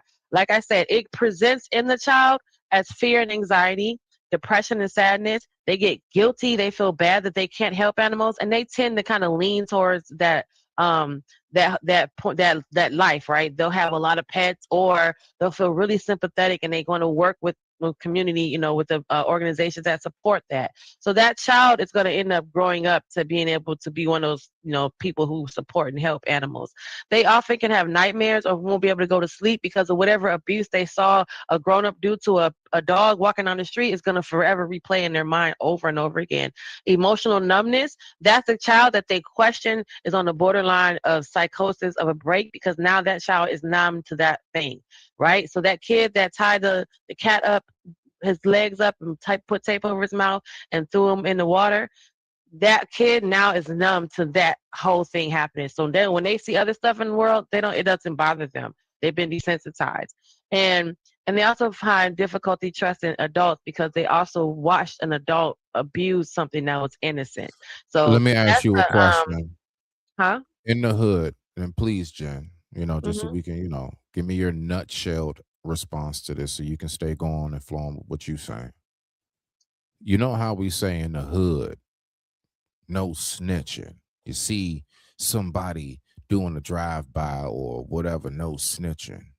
Do we actually hold that same, or let's say do you hold the same standard when it's is if you see somebody walking their dog down the street, is somebody you've seen in the neighborhood and they're just kicking the dog out of the dog while walking the dog's yelping and limping and they just kicking and cussing, you telling? Got you. I'm telling in real life, and I'm telling in real life because I had I'm a black mama, so I be walking on the street yelling at my dog. I be like, "What you doing, man? You come on now, And I talk to him like a black child. However, there was a certain point in time where we were in our car a lot, but even just in general, traveling with him, like if I get out the car and I didn't, I drank too much coffee. Y'all know what coffee does when you on the road. I gotta stop and use the bathroom. I'm running into the McDonald's to to use their restrooms because they're cleaner. I can't. Even leaving him in the car that long, I've been at McDonald's for 20 minutes. Even being in Walmart, because Walmart's big as hell, I got to go to where I got to go to in Walmart and come back. I have a piece of paper in my glove compartment that I wrote with big Sharpie marker, and I highlighted it. I outlined it with bright pink highlighter, and I taped that. I have to tape that to the window when I get out the car, because otherwise somebody would walk past your car in Michigan, and if you can get your windows busted out because they'll think that the dog or the animal inside is not being taken care of. So you have to leave a note now. This is a responsible parent But you'll see, so if you have to see this, you happen to see the note, you got to go about your business. But they'll have to leave a note now in the window when the person walk up to it and says, hey, the dog is okay, the air conditioning is on, the heat is on, there's water, he has food, and I would be right back. Otherwise, if you don't say nothing, somebody could bust your window and rescue your dog, and all you did was run inside the grocery store for a second. But that's how real, people I don't. get you. I get you. They're not going. They telling and they telling. You got to worry about the folks that will tell and don't care because all they know is they walk past and saw a dog in a locked car. So basically, in that scenario, you would tell. Yes, I would have to say something because I would expect if something was happening to me, to my dog, and I was the person that was doing it, I would expect someone to, because that's, what I mean, it's an innocent, they depend on you. That's crazy to turn around and abuse them. But let me finish this last little bit, and then we're all going to a quick little break because I use the bathroom. So just to tie it all together, some studies have shown there is a connection between actually abusing a person and a person who would do that would actually abuse an animal. So you want to also don't put it past the fact that just because this person, you've never seen this, you never heard them. Like I said, I didn't know until like my cousin told me when him and his friends was doing to pushing over cows and how they, slowly migrated into pulling the whiskers off of a dog or a cat or something, or they call like a beaver or whatever it was. It was a groundhog or some shit. They catch one of those and then they pulling the whiskers off. So as they're going, they're progressively doing worse and worse things to the animal. And then, of course, psychologists say there's a break that happens where they no longer feel anything anymore, and now they're fine to go on and move on to humans. So there is a direct connection to the actual child abuse or being abused moving into actually hurting animals and moving back into hurting people. So just to keep yourself aware. And so also some of the things that happen that are residual effect with the children that see things like this, sometimes they punish other people for that. Like they have this disposition for what they saw as a child because they have no control over it, or they become very isolated and stay away from it. They almost never want to have a pet, never be around a pet, never want to be friendly to animals or anything like that. They kind of withdraw and go completely opposite direction. So it affects them. And so the last thing I want to show you is this man telling you how it actually affected him, something that he saw in his childhood and how it affected him. And you can hear it in his voice that it was not okay. And that's just going to be another wrap it up for me, and then we'll give y'all a halftime, and we'll be right back. So check this out. Hold on. Let me pull up the video. Yes, you can bring your pet in Walmart. Yep, and put his vest on, Zero, and take him right into Walmart. Cats too. So listen to this gentleman tell you guys how animal abuse affected him in his whole actual life. Tending to pick potatoes, and we stopped for a drink. Oh, there we go. Sorry. उस औरत ने उबलते हुए गरम What's happening? So I'm in this field at 6 years old, pretending to pick potatoes, and we stopped for a drink. And as I was having a drink of like orange juice, out of the corner of my eye, I see the two farmers' sons. I thought they were kicking a football at first around the field. So long story short, every time they kicked this sack, there was like horrible squeals. So what happened was, these guys were older than me, by the way. They had caught a little bunny rabbit, and they had put the little bunny rabbit inside one of the potato sacks and tied it closed, and they proceeded to kick it to death in front of everybody whilst laughing. So just hearing him tell the story, and you can feel the fact that he was traumatized, and he said he was, about 6 years old when he saw that. So I just wanted to tie it all in and make sure that my message was clear and that in real life it's not a no joke to, there's a sad reality of animal mistreatment, and it's just because and people think, oh, it's just a dog, it's just a cat, no, that's not the case. And then again, I'm always going to preach respect your breed, respect your animal. These people getting pythons and don't even understand what happened. You guys know how many videos I found where a person, the owner was eaten by a snake. It's like, what? Don't you know what snakes do?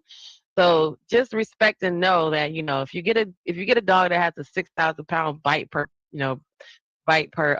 pressure per bite, and then you wonder why this happened, understand it. You get a dog that protects the property, not very much, not a personal dog. Don't force them to be personal, and don't, and respect and understand why they act like this. If you get a certain kind of cat, certain kind of cats have different temperaments. If you can't get a lovebird by itself. You got to buy both of them because one will die without the other one. So respect the animal and know what you're doing, but also realize that there are people out here that are not so nice, and they don't have any intention to ever be nice to animals or kids or old people. So just realize that those people are out here, and it's kind of to push it to the side and be like, yeah, that happens. It's happening right next door to you or in your neighborhood, and you're not aware of it because people mind their business. So again, a lot of states push animal rights. So check with your state wherever you live and see what the rights are, because some of the rights are just the fact that you can just call and say, this house on the corner, the guy has a cat, and the house they're being mistreated. And also some states, that's all you have to do. Other states, you need to have more evidence, but some states like Michigan, all you gotta do is say, hey, this dog been outside for 3 days chained in the backyard, and they coming. So just so y'all know, and we're gonna end it on a nice friendly note of officer doggies that don't want to go to work. He gonna help with the snow.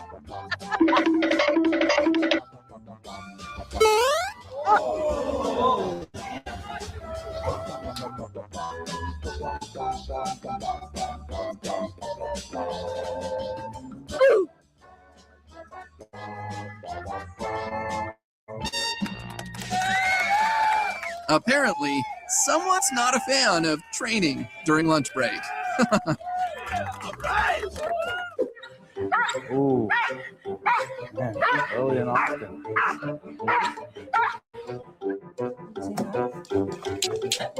Oh! Ah! I'm sorry. Hello. Morning, everybody, and everything. Let me tell y'all, today is cold. It is cold out here, and we got direct traffic. What was that? We got direct traffic today. Wow. He took his sandwich, y'all. That's happened to me with beans. I come back to my plate like, where's my chicken? He done took a whole wing and just took the whole wing. I came back, he knew he ate everything but my fries. I know I had food on his plate. I didn't hear nothing. He just was crunching and crunching on my wings. It's so funny. So that's the end of my dog segment. That's kind of crazy. That's I don't know. What? Did I say that earlier when we opened? Did I tell you what I made for dinner? What, chicken wings? I made wings and legs. I like dark meat. But nah, real shit. I like dark meat. So yeah, I made some wings and some drumsticks. Baked barbecue. Nice crispy skin, but moist on the inside. Yeah. With some broccoli and mac and cheese. Basically. I ain't want nothing fried. I had a few things that weren't the greatest. So I said, I'm gonna lighten it up. Let me get some broccoli and baked chicken with this one. And I guess my little guilty pleasure was the mac and cheese, All right. Well, this is for Smitty. Feline Pawnetic Love. This is the I'm just letting you know tonight. tonight, I'm going on the K9s, but you do what you do. You let me know when Oh, you you want to ready. come back over here to the K9? Do we have Yeah, any you wild might as exotic well animals because tonight? everything, yeah, for the most part, you know, my little segment. Yeah, we're gonna have we're gonna have some fun with I this saw one, this man. aquarium shit. I gotta find the We page. gonna I have was some watching. fun. Oh my god, we gonna watch the angelfish. Oh my god, did you ever see angelfish mate? It's so beautiful. Oh Okay. my god, it's so Well, serene and peaceful. But let's get into it. We gonna stay on Podtastic Puppy Love. We got some more I mean, you can Podtastic. stay right. Yeah. You can keep it right We got there. some more I'm puppy gonna share love. my screen. I'm gonna share my screen. So, Aw. ladies and gentlemen, what we getting ready to do is this. Okay, we're gonna go ahead and we're gonna sit back. All right. So for the halftime party, all right, this is the halftime show, and it's 5 minutes, and we're gonna learn a lot about your dog and the energy that you possess. Oh, Now this is that funny. how that energy transfers into the dog. So we're gonna kick back. We're gonna have some good fun, and then from there we got some nice little questions about some things. We have our exotic animal facts topic as well as the questionnaire that Jen has to get right. That's right, ladies and gentlemen. She got to get on point. Go ahead, get your glass of wine, use the bathroom, girl.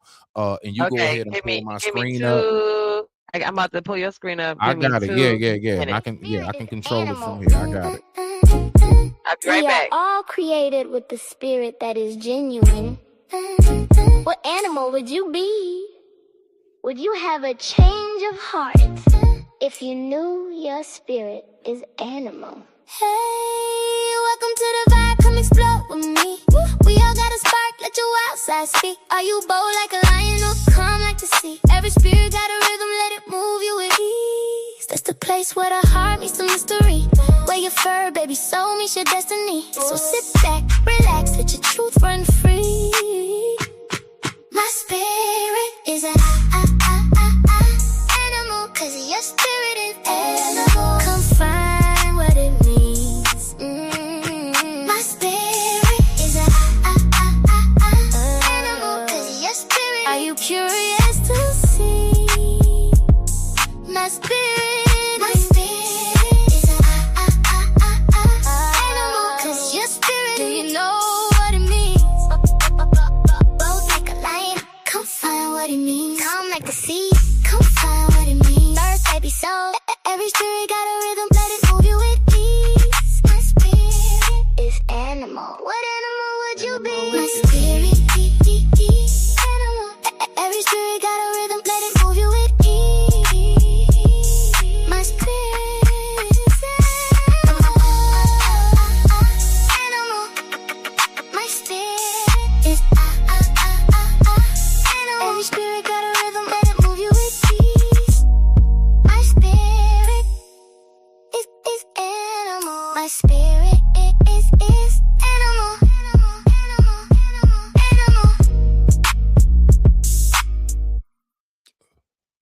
Hey, that was good All right. timing. All She right, back. You so ready? we All right, back. y'all.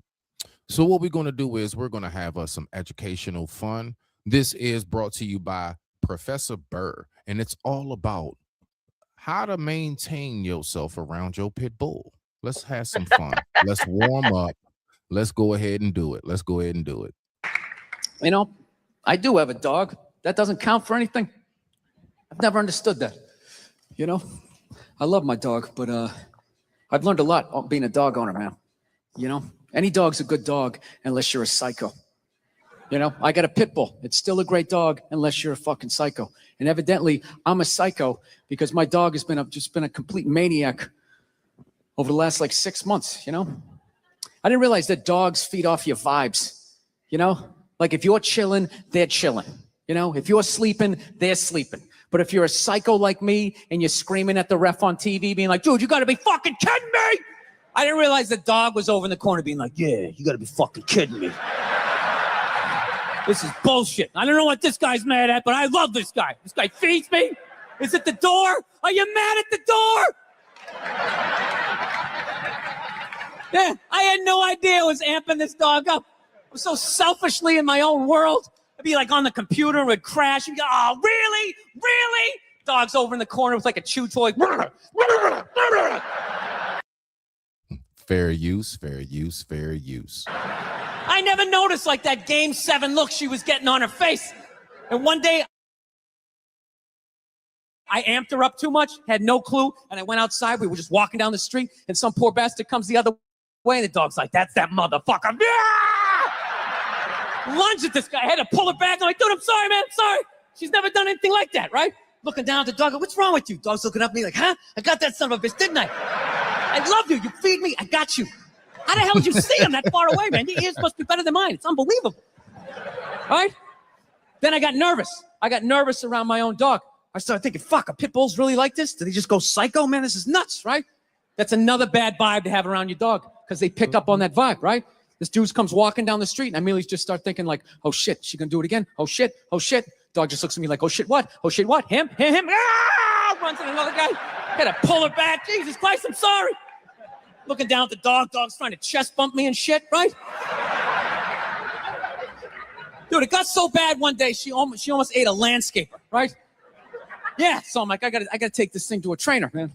So I load it up in the Prius and I drive over there, right? Yeah, I have a Prius. Go ahead, judge me.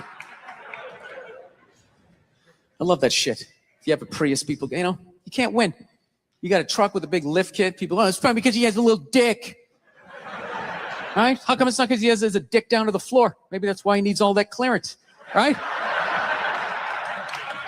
You know? If that means you have a little dick, then if I have a Prius, doesn't that mean I have a huge dick, right? Because according to my... Anyways. Let me towel off here for a moment.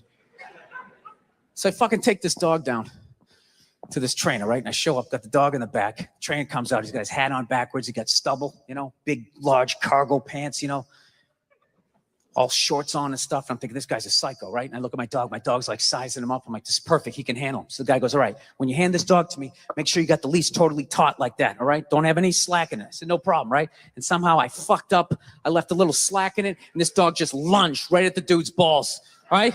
And just barely missed him and just got a big mouthful of his big cargo shorts, right? And immediately he just grabs and goes, all right, get out of here, right? But instinctually, I tried to help out and he just goes, get the fuck out of here! Yeah, I didn't realize that the only reason why the dog was acting like that was because I was there and it felt like it needed to protect me. So the second I left, the situation immediately just became awkward, right? Dog was just sitting there like, okay, like I thought we were like together and we were like friends and you were some bad guy and all of a sudden you just drove away and I don't know how to feed myself. Do you want to be friends? Yeah, I come back 4 days later, the dog's laying at the guy's feet, all right? He's rubbing her belly. She's reaching up, playing with his goatee and shit. And he goes, go ahead, have a seat. Why don't you take me through your day with this dog? Immediately, I started getting like this First 48 vibe, right? Like they're coming at me. So I got like defensive. I'm like, what do you mean? I take it for a hike every morning. He goes, that's good. Anything, special happen on the hike? I'm like, well, I don't know. She takes a shit. I pick it up. It's like, all right, easy. You play any games with her? I go, yeah, at the end of the hike. I let her, for reward for going on the hike, I let her run up the stairs by herself. I go, go on, Cleo. I let her run up the stairs, and I count 5, 1,000, and then I run up there, and then we start wrestling. Put her in a headlock, sweep her front legs, right? But her tail's wagging, She's not growling. I go, that's a good thing, right? He's like, no, it's fucking horrible. I'm like, why? He goes, you just taught your dog to claim the house and then fight for it every fucking day after the hike. No wonder this thing's trying to attack the mailman, So then I got upset. I'm like, wait a minute, dude, you're telling me like I can't even play with my dog? He's like, no, you can play with it, but you got to bring that energy back down. The problem is you keep amping this thing up, getting that Mike Singletary look on his face. Then by the time you walk out, doesn't matter if you're relaxed. Mentally, the dog is like walking through the tunnel at the Rose Bowl, like, this is what we play for. Yep. That is all accurate. That is all accurate.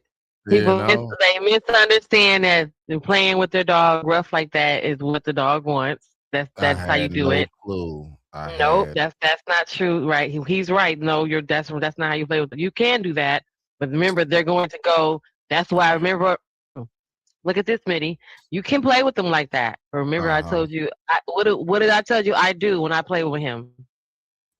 Oh, you said you gotta pet me first. No, that's No, not if that's not that's if I welcome my you to the bad, my pack. bad. Yeah, that's welcoming someone into the pack, into the Oh, home. okay. But what did I tell you? If you remember, what did I say? When I play with him, I have to do what? Remind me. I ain't even going too many days, Y'all too don't many y'all don't J's. remember? Okay, Too many so this days, is a too many pop J's.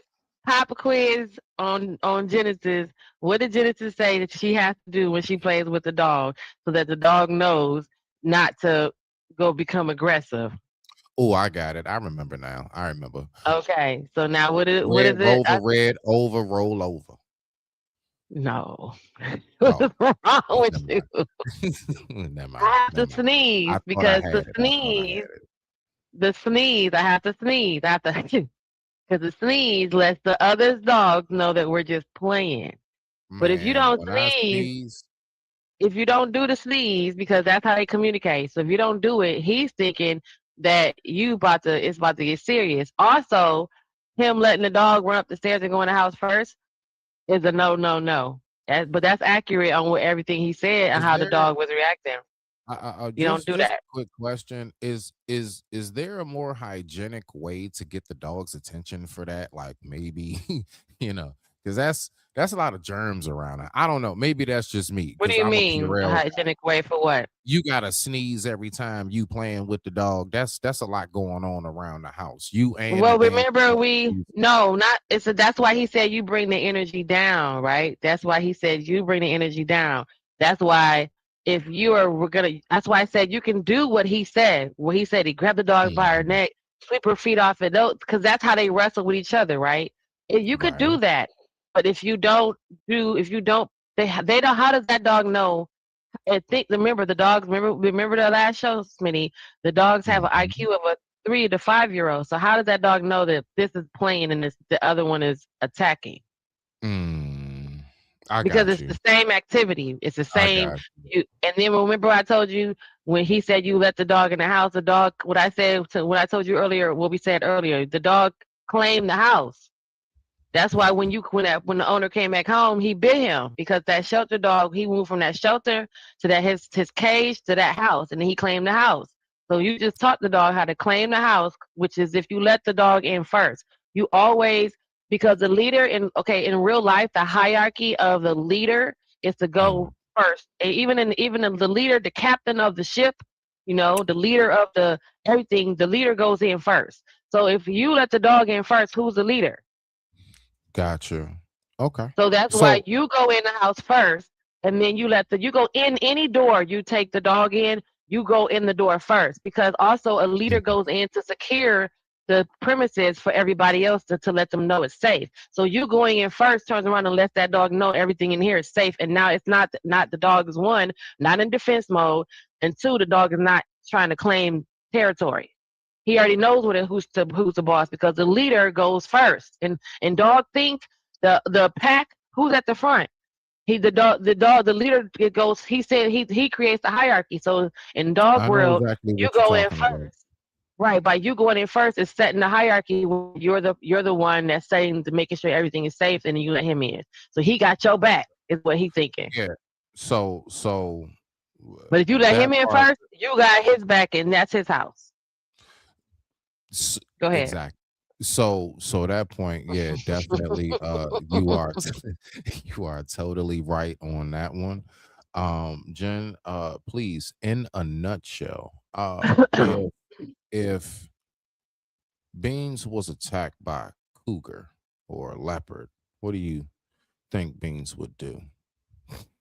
He'd be trying to tear that shit up. I'm sorry, not to be cussing, but he would try to, cause he don't be, y'all don't understand. He don't like nothing. Okay. He So don't if you like don't nothing, mind, if you don't baby. mind sharing my screen while you talk, if you don't mind sharing the screen. And Yeah, just so we you have know, Zero, I did learn some of the stuff I do know. I did learn from Dog Whisperer many years of watching him. Go ahead, let's go. all right. And also So having a dog. So go ahead. so Jen, you go ahead. Everybody in the chat, just give me your thoughts on this video. It's short. It's only Who's about gonna a minute. win? It's only about a minute or so. Let's go ahead and watch.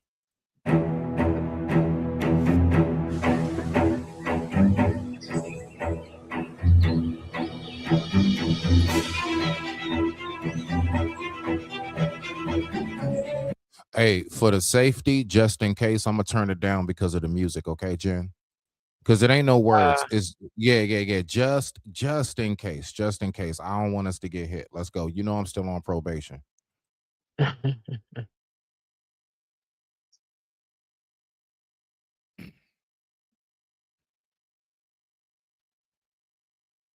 Mm.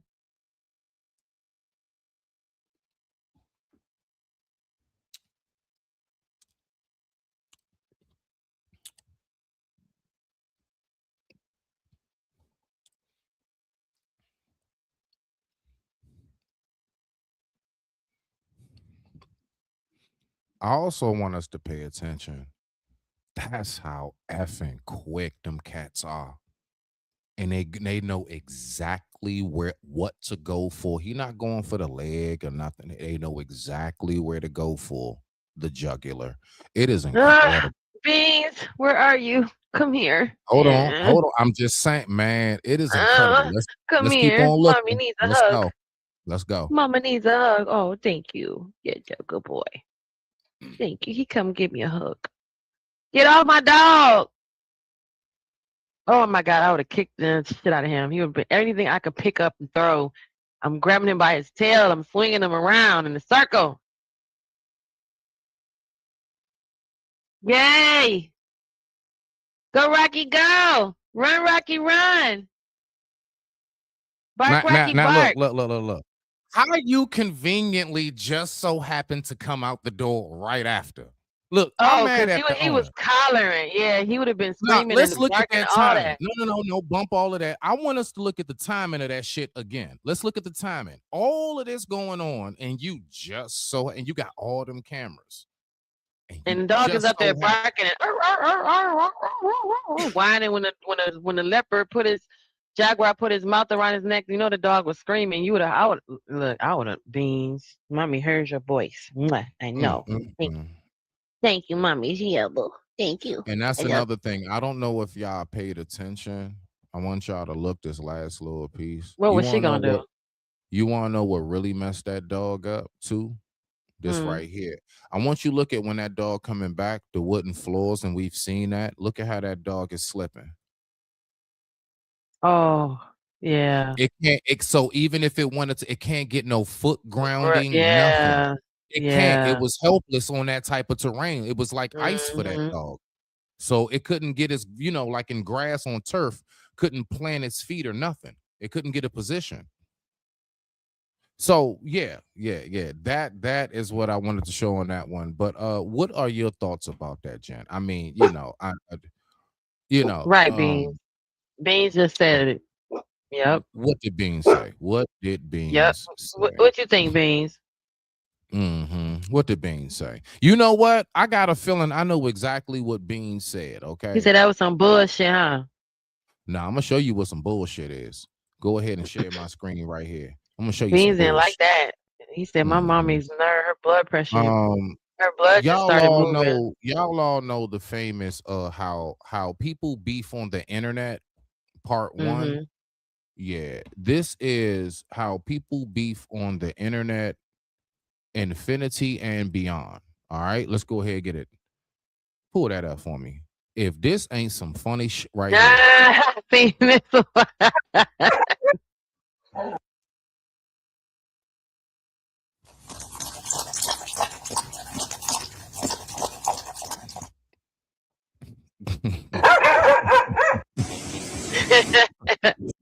Hey, look, this is the whole wait till I get on the panel. I got a lot to say. Right. Wait till I get up there. Here I come logging in the StreamYard now. Oh, snap. I met you in real life. Hold on. Wait a minute. Hey, how you doing, bruh? Nah, I ain't even mean all that.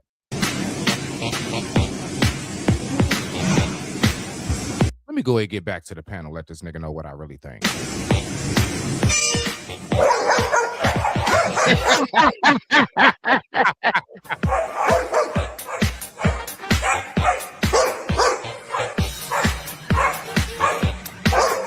Not Goldie showing his teeth. I mean, I'm saying in real life, dog, I ain't really mean none of that. I'm just saying though. I mean, Right. you know when we on the panel how we gotta act, my nigga. Like Right. let's Just get demonstrate for behind one this more time. glass. Don't Yeah, let's let me come. demonstrate one more time. Let's demonstrate. Don't let me get back behind this glass, boy.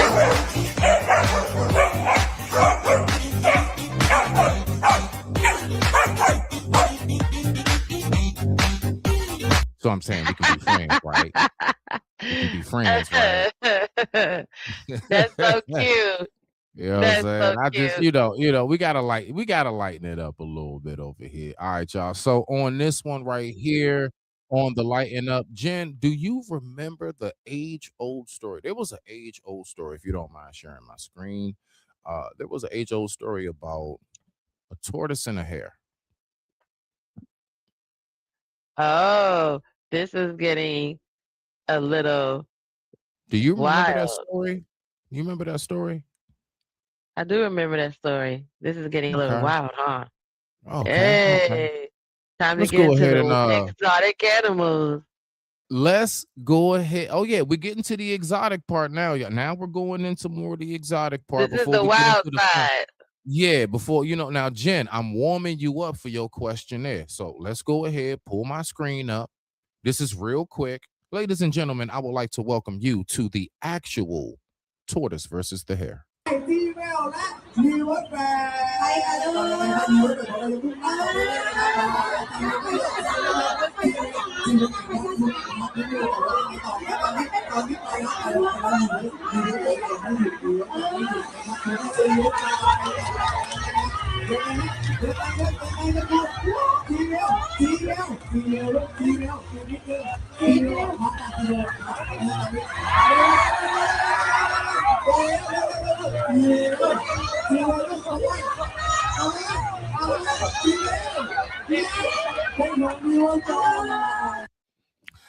Ladies and gentlemen, the moral of that quick commercial break story was you don't have to rush your life, but don't waste time. I want you to notice the main thing was exactly what the story taught us way back in the 70s to the 80s and early 90s and beyond. Slow and steady wins the race. So take that with you in your life, right? Take that with you along in your life. Jen, you want to add any wisdomatic words to that, or you think, is it good? Is it good? It's good to go. That was good to go. All right, y'all. So now, Jen, I'm gonna ask you, do you want to do the exotic animal of the night? Because every segment, ladies and gentlemen. Oh, and I want to say this real quick to let you guys know. Next Sunday, when we have our segment, that will be the first segment that we do. We're going to do a cash prize giveaway. All right. Now, the thing is, you have to have Cash App or whatever Jen can send it to you from if I send it to her. But it's going to be money out my pocket. No, it won't be money to pay your damn bills, but it can definitely put some gas in your car and or get you and your girl or your kids something to eat for the day. Okay. So I'm going to do a cash prize giveaway just to spruce it up, just to have some fun. So you guys make sure that you're here next Sunday. That's my word. Let's go ahead and rock out. Jen, do you want to do your quiz first and then exotic animal, or do you want to get to the exotic animal and then your quiz? I'm gonna let you take that choice. Well, since we're on the wild side right now with the tortoise Exotic and the hare, we animal. might as well stay here and get into the exotic animal. That means so then next week I'm are y'all gonna see these fish in these aquarium next week? It's oh my god, it's so beautiful.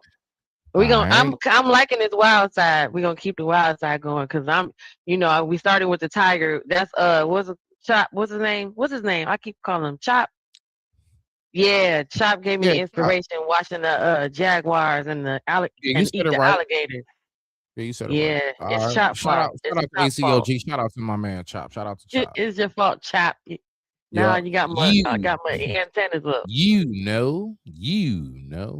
All right. Yeah. So we're gonna go ahead and share this screen right here. So, ladies and gentlemen, for this evening, we're gonna have some nice, good fun. All right. And I'm gonna pause it throughout the video, so on and so forth. Jen, if there's certain parts and segments that you want to speak on along the way of the video, you let me know as well. Okay. So our exotic animal for the night. What are we going to be learning about? Things that we had no clue about. Ladies and gentlemen, we're going to be talking about the leopard seal. Very interesting animal. You ready to go? I digress. My mic is muted. The time right now is 10:11 p.m. East Coast Standard Time, and I thank you all for watching. If you catch the replay, just type in the comment section, replay gang. Let's go.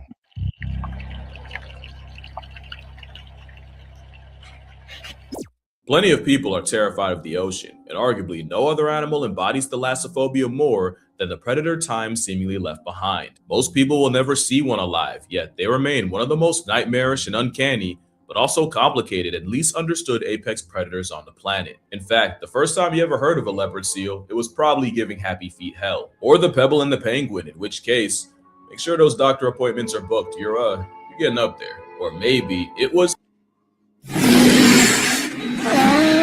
If you or a loved one was a victim of that jump scare, you may be entitled to financial compensation. Not for me, though. The penguin paralysis demon is incredibly feared for an animal we don't know that much about. Hey, what's a sea leopard's favorite fast food? Popeyes. But there's a whole nother side to the assault sausage. One that just might bring you to tears. The assault sausage. Like, bro, listen, I just want to say... what's their favorite food? Popeyes. Sailors. That's messed up. Yeah, man. Shout out. I'm sorry. I shouldn't be laughing at leopard seals eating people, but yes, that was No. funny. This is what I like. See, this is how you gotta present it, man. You know, we gotta have some fun. Let's learn while laughing. That's what we call it. Learning while laughing. Let's go. What's their favorite Video isn't to food? make you fear or hold hate, but understand and even appreciate the alpha seal, not for just what it is, but how and why. And all I ask is that y'all hear me out. But there is no why as to why people find leopard seals optically disturbing. Few other animals pass the eye test for being that terrifying. The leopard seal looks like a mammalian mosasaur, a prehistoric predator with a permasmirk. And if you think I'm exaggerating, you haven't seen or better yet heard what happens when one hauls out near humans.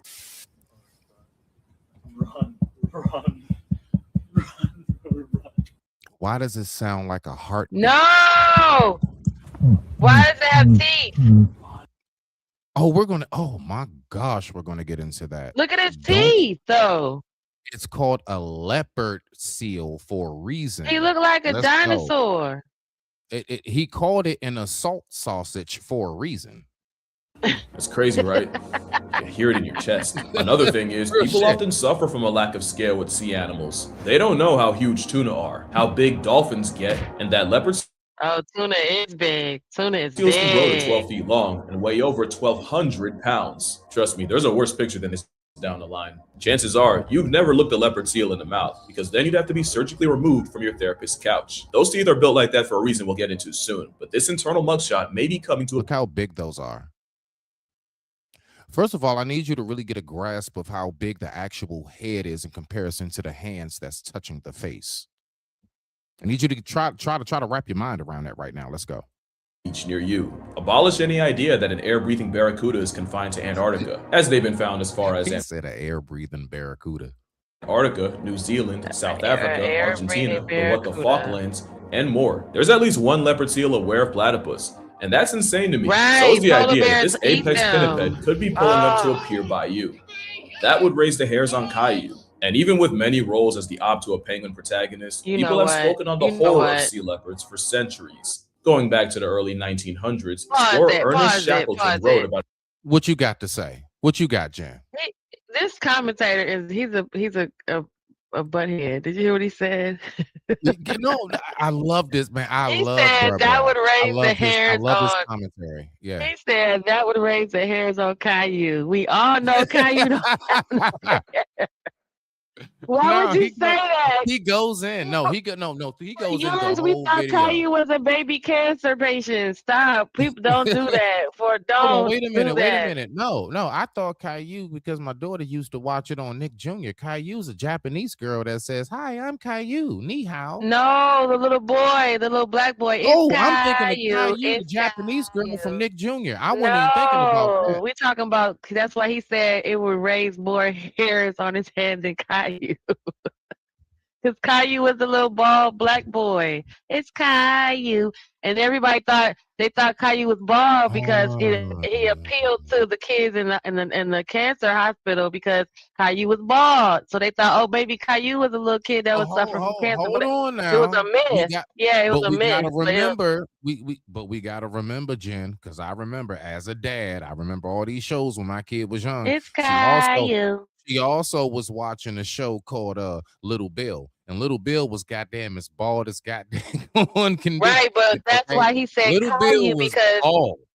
Right, but Little Bill wasn't. We didn't. Nobody. We knew Little Bill was a bald baby. There was no question about why he was bald. But Caillou, because Caillou. No, actually, now that I think about it, real quick, I do wonder why was he bald? No, bump that. Now, no, right, but nobody listened. But that's why we don't listen. That's going somewhere else. We talking about the Caillou reference. Why he said it raises more hairs on his head than Caillou, because Caillou was bald, but Caillou was associated with everyone thought he was bald because he was a kid that was a cancer patient. That he was bald from the chemotherapy. I got you. And with that, so why he couldn't grow hair because he had chemotherapy. So if something raises more hairs on your head than Caillou couldn't grow hair. And with that being said, I digress. My mic is muted. The time right now. That's now. why it's a horrible show.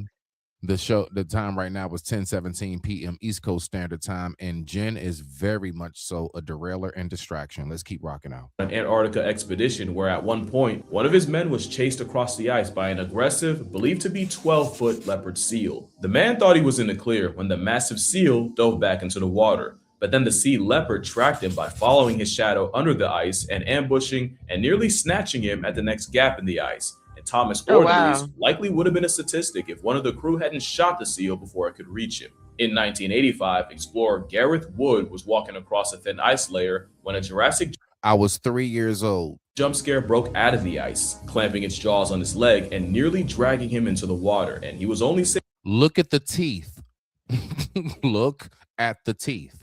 By his mates kicking at the seal's head with boot crampons. And that's what separates sea leopards from a lot of other predators. The vast majority of sharks will ignore you, but whether out of curiosity or something else, leopard seals will boldly swim right into your space. It's the closest you can get to an encounter with a murder mermaid. It was right there. Most times, they genuinely seem curious and like they're investigating your presence. But other times, they do the kind of things that led to researchers equipping inflatable boats with protective guards because of how often a 12-foot vibe check would bite through it. You only get away with that as an apex predator, and present tense plesiosaur is absolutely apex. They will eat anything. Those freakish teeth are actually for catching krill, and having trident-shaped teeth helps filter them. Look at now, if you saw that skull, and if someone asked you, what do you think that animal was alive, and you didn't know? A dinosaur. Come on, man. You would not. Look guess. at all of his teeth are crescent shaped. Look at that. That tears forward and backward. Look. Each tooth has 3 teeth. It's like 1, 2, 3. 1, 2, 3. They tear forward and backwards. So if he rips this way, they tear. If he rips that way, they tear. Yep, but it's also for grip, like so once they bite, you can't get out. Yeah, it's like a lock-in system. Out of the water. Krill, that could be nearly 50% of their diet. Of course, the leopard seals list has much more on it, including often other seals like fur seals, and even their closest cousin, the crab eater. Obviously, they'll eat fish, and in New Zealand, that can include sharks. Leopard seals also grieve squid. One was caught with a sea snake. Leopard seals are capable of eating sharks. Let that sink in. And there's even one case of a leopard seal attempting to take out a minke whale. Even the ocean's top predator, the orca, rarely resorts to hunting an aquatic velociraptor because this is not the average seal. But if you know this seal, you know the most famous victims of leopard seals are penguins. Even though penguins aren't even the biggest part of their diet, leopard seals are a lot more calculated than most think and will camp themselves right at the ice's edge where they know is the penguin's entry point, which pretty much makes them a mammalian crocodile. With penguins, they'll either ambush them from below, or with a top speed of 25 miles per hour, they'll get into a police chase with an unlucky penguin. The leopards. Most humans don't run 25 miles per hour. That's like what most athletes, trained professionals run on average. It's 25 miles per hour on land. They're in water and can go 25 miles per hour. I want you to think about how fast you can swim. Are you getting away? Answer, no. Seal abuses this matchup so bad that not only will they surplus skill and murk more penguins than they eat, they'll eventually make a game out of it. Leopard seals have been seen chasing down penguins into exhaustion and seemingly toying with the bird. They'll traumatize the penguin within an inch of its life and then just shove off like it was a sick joke. But it's when leopard seals aren't playing that things get R-rated, and it all goes back to those teeth. Those teeth could maul the grizzlies and gives them a demon's headshot, but they lack the shearing teeth carnivores need to slice prey. And that's why you see them body birds by slamming and suplexing them against the water. A leopard seal will thrash a penguin until it genuinely gets degloved, and the penguin skinned and flayed every possible way gets eaten. So with all that, Stevie Wonder could see how the king seal of the South got its bad rep, but wild sea leopards do have one thing that not even killer whales do, and that's a human body. There's only one case in recorded human history of a leopard seal killing a person, but it's also one of the most brutal animal attack stories I've ever shared on this channel. So for obvious reasons, viewer discretion is advised. Thinking about a degree in cybersecurity? Nope, not really. Well, we're talking about animals. So You know what? That's funny.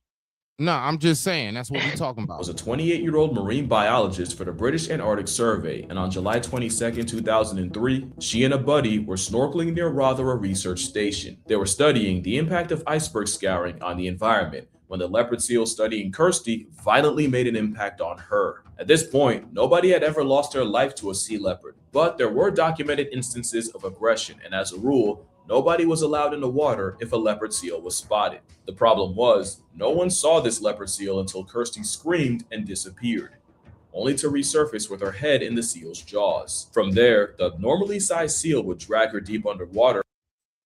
Her head in the sea. Bruh, can you imagine you're on a trip with somebody, they go underwater, you don't know what got them, and then a leopard seal comes up with their head and it's and with that person's head in their mouth, just like this penguin right here. Release her long enough to just almost resurface, just to grab and drown her again, all while mauling her with bone-crushing bites. Eventually, Kirsty and the seal disappeared, and the last time her dive buddy saw her alive, she was 20 feet underwater, desperately fighting to break free, while the apex seal held her by a fin. Eventually, the seal resurfaced, over a half mile from where they were last seen, and after bashing the predator in the head with a shovel, the rescue crew fended the seal off and finally pulled Kirsty into the boat. Tragically, as you can tell, despite several CPR attempts, Kirsty Brown would be pronounced dead right there. Kirsty's body was recovered with over 40 bite wounds, and her dive computer revealed something arguably worse. During the 10 minutes of hell, the leopard seal had dragged Kirsty to a maximum depth of 70 meters. That's 230 feet. But personally, the most disturbing part was Kirsty was already an exceptionally small human at 5'1", 120 pounds, and eyewitnesses said this was an exceptionally massive seal, estimated to have been 4.5 meters, that's nearly 15 feet long, and well over 1,300 pounds, which I genuinely don't want to believe, even if it was based off the seal's size relative to the boat, because not only would— Can you imagine that? Yeah. Down there, yeah. That's like mid-walrus side. That's like mid-walrus. It's like a walrus halfway grown. that mean a 5-foot woman was mauled by one of the largest leopard seals ever seen, but this is what that size disparity would have looked like. There's no f***ing way. And since no one ever asked the leopard seal why, the most popular theory is that her size, black dry suit, and fins caused the colossal carnivore to clock Kirsty as a penguin or fur seal. And in all her struggling, flailing, and failing to get away, all Kirsty managed was to act like prey. Hey, which sounds wild, real quick, leopard Jen, seal why. Jen, can you take down fair use real quick and put us like in behind, so just so the people can see the graph briefly? Oh, to see That- her and him. That's the size. Can you imagine? That's the size. So that, Imagine that you. looks like a little fish to him, a little penguin. Yes, that's the size of you as a human, and you got a seal that damn big. That's shark size. Anyway, come on. You can pull us back up. Put your fair use. Go ahead. You good. Blah blah. Fair use. We're just about done on this segment, and we about to get to this questionnaire because I just wanted to warm her up. Let's go. The most popular theory is that her size, black dry suit, and fins caused the colossal carnivore to clock Kirsty as a penguin or fur seal. And in all her struggling, flailing, and failing to get away, all Kirsty managed was to act like prey. Which sounds wild victim blaming, and I swear I'm not. There's a reason there's no jokes in this section. This was genuinely one of the worst animal-related deaths I've read about. Imagine being mauled by a bear, but also while being waterboarded. In fact, let's get even more descriptive. Kirsty Brown spent the last 10 minutes of her life fighting an animal nearly triple her length and 10 times her weight while being severely mauled to the head and being brought tortuously close to the surface before being pulled again over 200 feet into a freezing abyss. Not only could the violent pressure changes cause a burst eardrum or even an embolism, her compromised wetsuit would have introduced Antarctic ice-chilled water directly to her skin. In the most respectful way, I really hope she blacked out or went into shock because that is a nightmare. Condolences to her family. Condolences to her family. All jokes aside. Her final destination couldn't dream up. Kirsty Brown would have an island posthumously named after her, and her death led to more safety measures and protocols being implemented. But there was another consequence of her horrific demise. The much more strict regulations now meant many of the biologists trying to learn more about the seals were now forbidden from entering the water to study them. So, on that note, Jen, what is the moral to that story? The moral to that story? Yes, there's a moral to the story. I don't. Stay out of the water. You're almost there. Stay out of Arctic water that consists of murder mermaids. The murder mermaids. Right. Yes, that's right. That's right. Zero said, of course she was white. So I was gonna say, yeah, we weren't gonna get ate by a seal. So before we go ahead and get to this questionnaire, I have a 30-second little segment, right behind my house, ladies and gentlemen. These are actually the very train tracks I got hit on. These are the very train tracks I got hit on. But, during wonderful, wonderful times back on these train tracks, I'll never forget the day that I came across something that I would like to call turtle love. That's right, Jen. Turtle love. All right. This is my actual footage from my cell phone. All right. Some years ago. If you will pull that up, Jen. And I like to call this segment Turtle Love. Before we go ahead and get to the questionnaire, let's rock out. This nigga is laid back in the coochie. Look at this shit. Look at this. That's how y'all niggas fucking. That nigga smiling. So that's how y'all getting it in. Oh, there she goes. She popped out. Look at my man. Look at my man. Oh, yeah, you gets it in. What's this position called? What is this called? My nigga is what? Look at this. Y'all are just doing it. Is that your tail or your shit? What is that? Is that your tail or you just packing? You black, huh? Look at this nigga. He's swaying back and forth. Swaying back and forth. Anyway. What was that? Wow.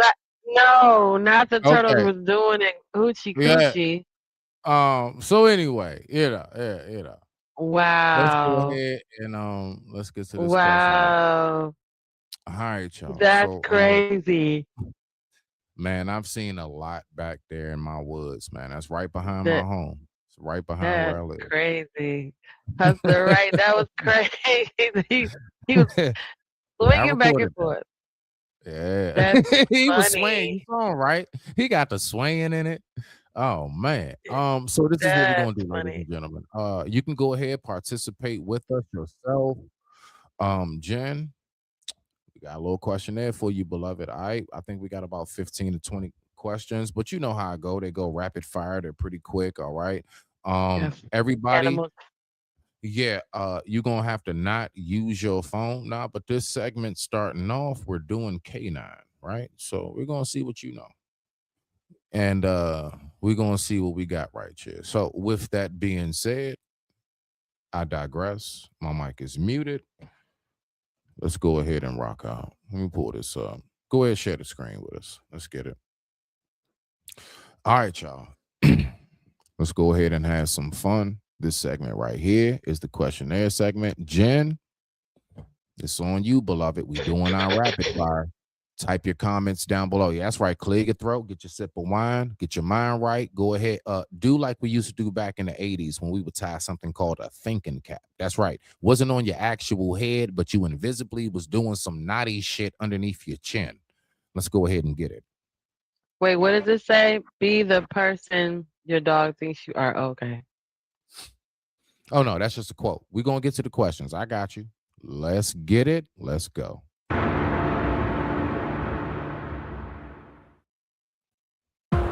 Identify the dog breed in each picture. Pomeranian. Pomeranian? Pomeranian. This is a Pomeranian. She got that. Wait. I almost forgot. I gotta take down my little scoreboard. Hold on, I gotta make my little sheet for you. Don't take 2 seconds. Boom, boom, boom, boom, boom, boom, boom, boom, boom, boom. All right, let me come over here. Boom, boom, boom, boom, boom, boom, boom, boom, boom, boom, boom. Okay, so you got the first one. All right, score sheet. All right, so you got one. You want to know? Let's go. Maltese. That's a Maltese. A Shih Tzu. Oh, a Shih Tzu. Okay. All right. I said Maltese. She 1-1. 1-1. Let's go. That's Nikita. Or is it a Shibu? I want to say it, but I'm not going to say it. I know what that is. I know what that is. That's a Shinbu, whatever. Shiba Inu. Yeah. When I say a Shimbu. No, you got that. I'll give you that. And a Shibu, a Shiba Inu. A Shibu. What I say? A Shibu, I give a you that. Shimbu. You did. You Okay. just. Yeah. I give you that. A Shimbu. Okay. I thought you was going to say dingo. Let's go. No, the Shimbu Iba, whatever. That's a collie. A lassie. That's collie, like lassie. A collie. All right. She 3-1, y'all. 3-1. Oh, I don't know this one. Come on, Jen. But I don't know this breed. I know what it is, but I don't know what it is. An Afghan hound. Afghan hound. No, it's not Japanese 0. It's Afghan. 0. It's an Afghan hand. See.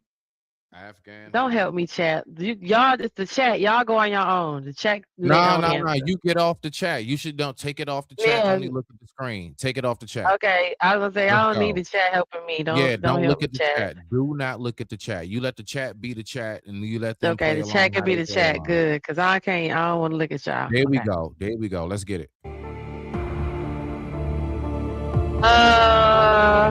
Come on, that's easy. It's not. I just don't remember. I'm going. Wait, no. Is that a border collie? Okay, yes. I was thinking Bluey. God, why I was thinking Bluey? I was like, wait, is that it's not a healer? A border collie. Border collie. A pug.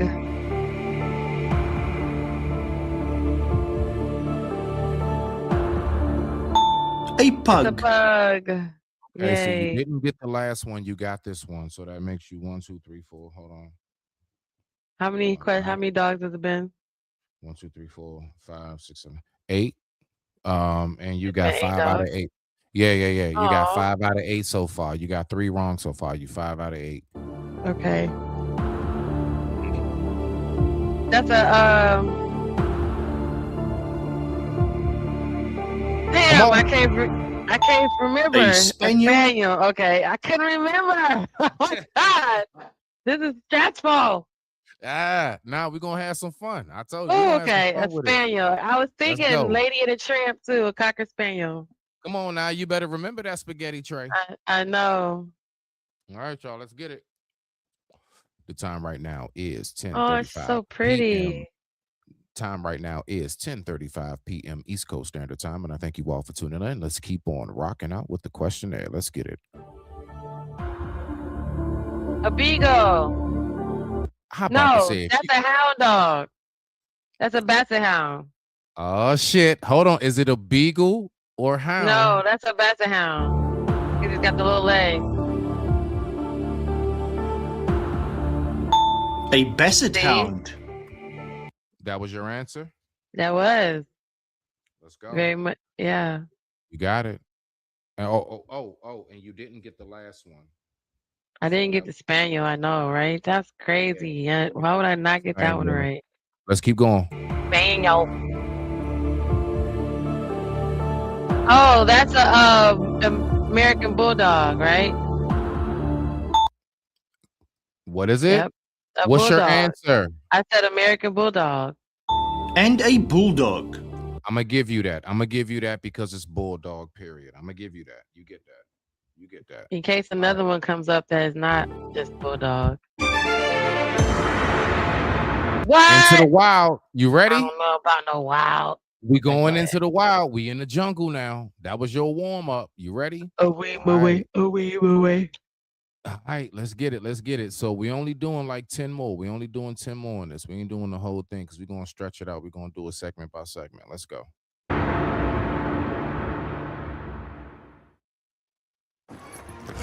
Oh, Live it's for a the game basic. changer. Donate to Jen's channel Right, so Beans. she can Beans? get premium and there's no more commercials. All right, donate. That's what Beans As a matter said. of fact, let me go ahead and rephrase that word. Let me rephrase that word. We don't donate over here. We invest. Okay. Invest into the channel. It's a great investment. Okay. Investing is much better than donating. Let's get it. Mama's coming. I'm coming.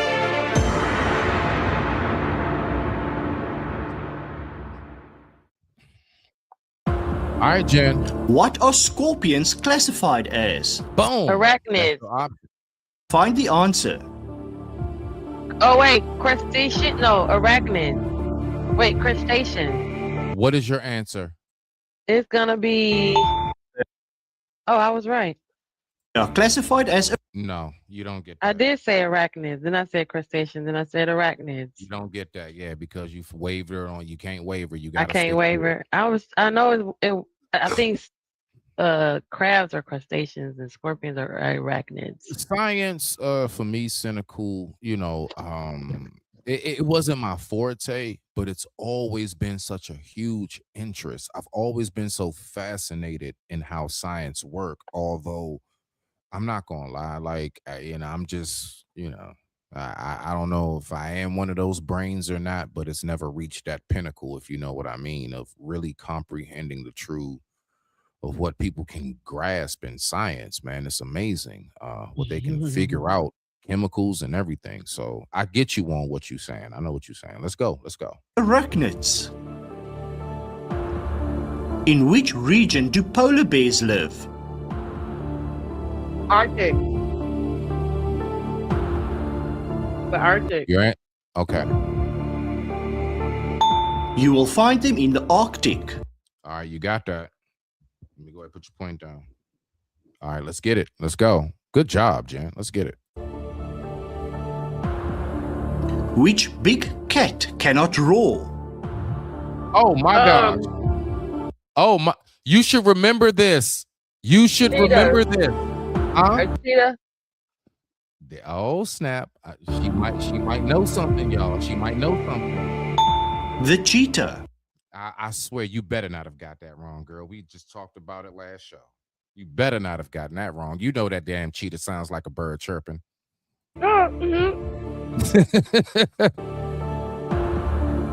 Which Mauritian bird went extinct in the 17th century? Come on. The dodo. The dodo. Great job.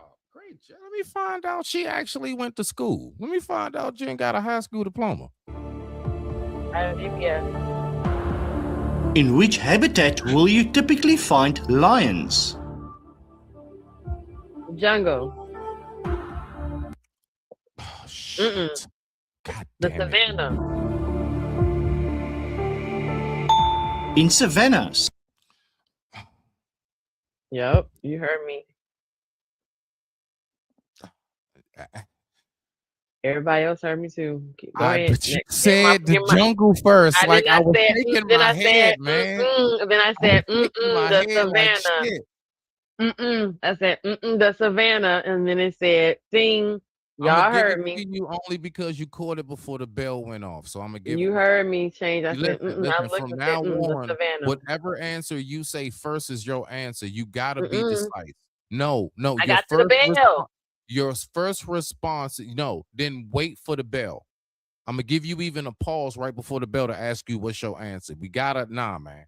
All right, so I'm gonna give you that one. Let's go. Let's go. We got 8 more. Let's go. What do you call a male worker bee?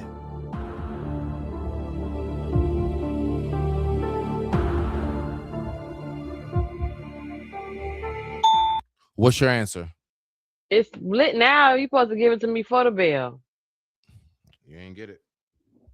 You didn't give me the minute before the bell. You ain't said nothing anyway, so you ain't. You said don't. You just said don't say nothing instead of nah, Smitty. Rewind it back. You just said matter of right there. She's cheating. Like you didn't. What? No. Who said? What? Yeah, it you says just right said. there, she's cheating. Who says who's cheating? In your chat.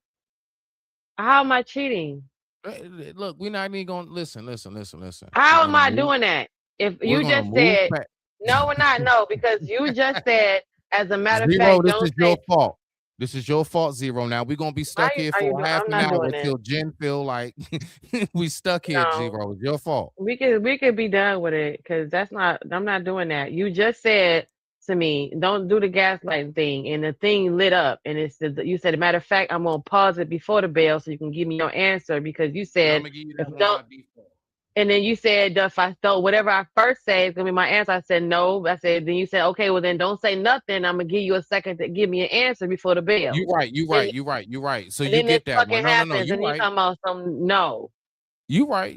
I'm gonna give you that one. Let's go. No. I apologize. She's right. No, Zero. In that case, we gotta retract the she cheating point. You know what I'm saying?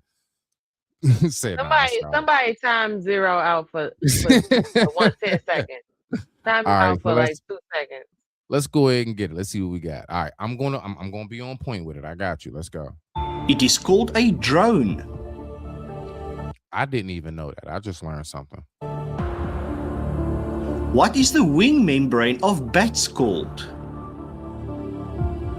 A quagga. Boom. There we go. What's your answer? Whelp. Whelp? A whelp. Okay.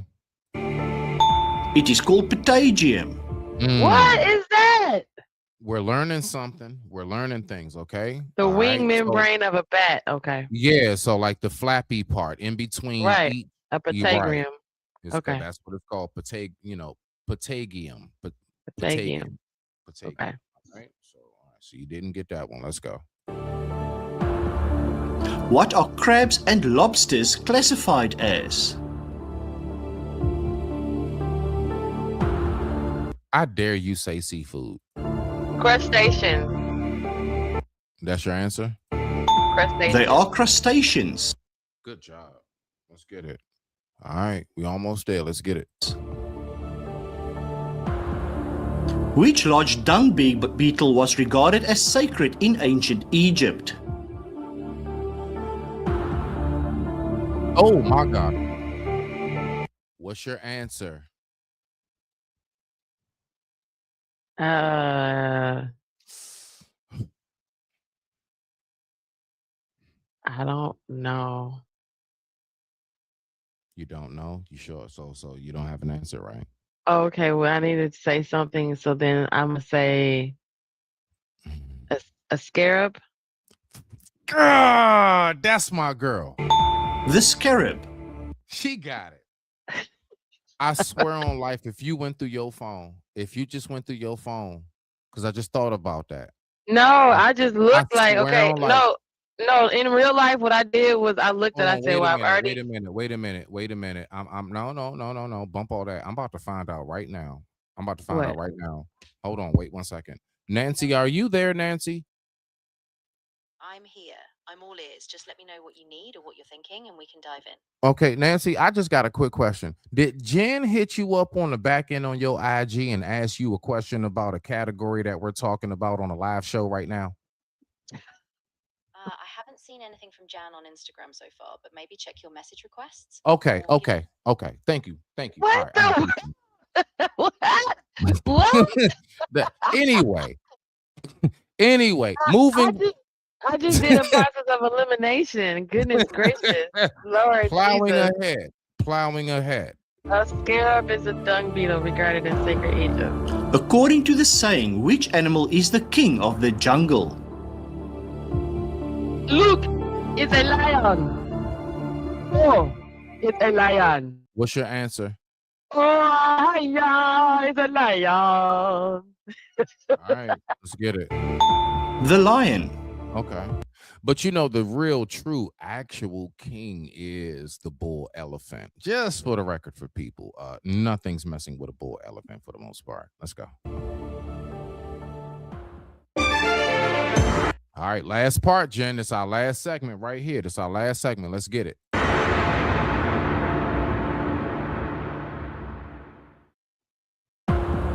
Which of these animal names translates to ground pig, aardvark, bosvark, or vlakvark? What? Let's go. You said aardvark.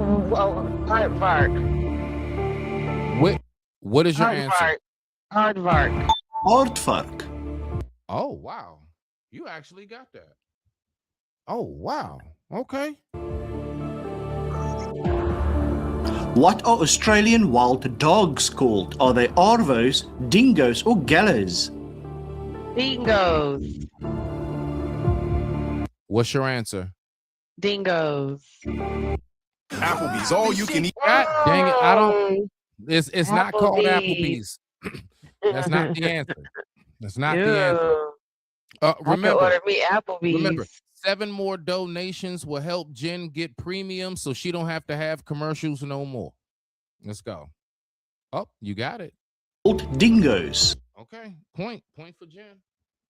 You know what? You doing all right on this point system. You doing all right on the points. Let's go. The diet of giant pandas consists almost entirely of bamboo, eucalyptus leaves, or mulberry leaves. Eucalyptus leaves. Wait, yeah. What's your answer? Mostly entirely of leaves. Zero said Applebee's. Eucalyptus leaves. They eat bamboo. You got it wrong. How the hell you get that wrong? Well, because they eat leaves too. Eucalyptus is for the koala bear.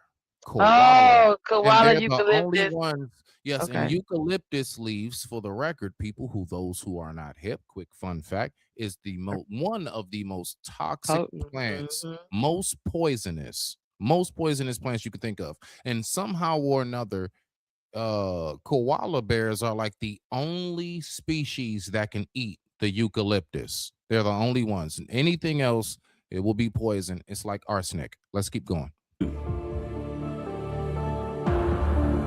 What is it called when a snake sheds its skin? Is it chrysalis, dermatosis, or molting? Molting. What's your answer? Molting. It is called molting. Good job, beloved. Let's go. All right, we're almost there. How many eyes does a honeybee have? 3, 4, or 5? Eyes. How many? 4. 5 eyes. They have 5 eyes. Yep. Oh, that's why they see in an when they see octagon shape-ish, like okay. Let's go. Shut up. Which of these birds lays the biggest eggs? The emu, the ostrich, or the cassowary? You better know this.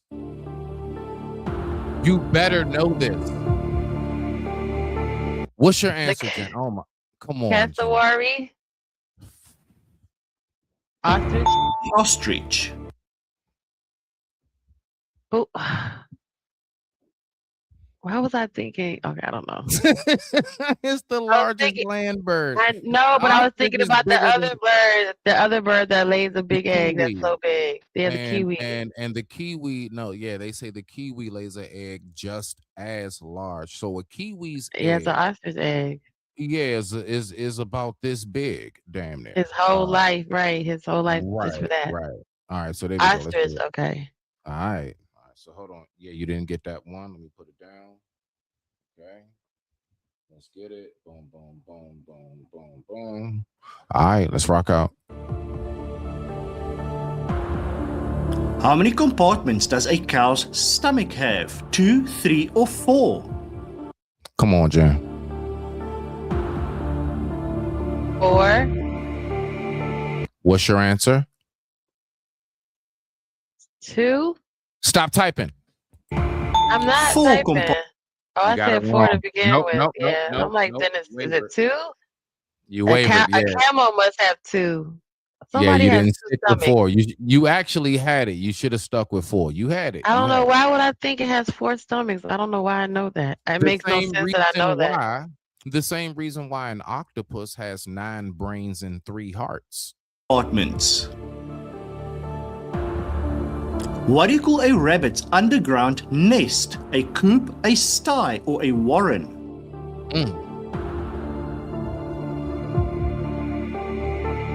What's your answer? A sty? It is called a warren. Wow, what does that mean? I don't. What do you mean? See, how? That's no, what it's I called. just don't know. Rabbits I named don't. it. I know, but I don't Rabbits know why. called I it. don't know. I don't messing know. with you. Correlate has to. I don't know what it correlates to me to know that. To know why I would Okay. know that. No. Why is it called? Usually, that's how I know stuff. Like, why is it called that, and what and then it makes more sense, and then I never can forget it. Hold on. So here we go. Right here. All Ask right, Nancy, so, why is it called a warren? Nancy, are you there, Nancy?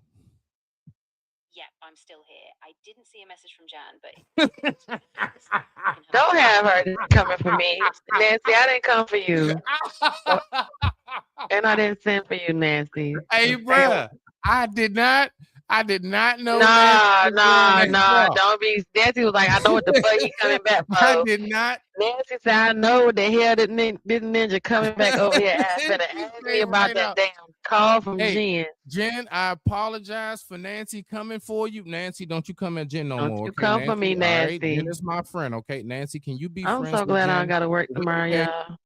Jen, no. Matter of fact, Nancy, if it's okay, please, can you just apologize to Jen real quick? Is that okay? Can you say I'm sorry? of course. Jan, I just want to say I'm really sorry if I came across the wrong way. I didn't mean any harm, and I definitely respect our friendship. Thanks for understanding. Thank you, Nancy. All right. So moving along.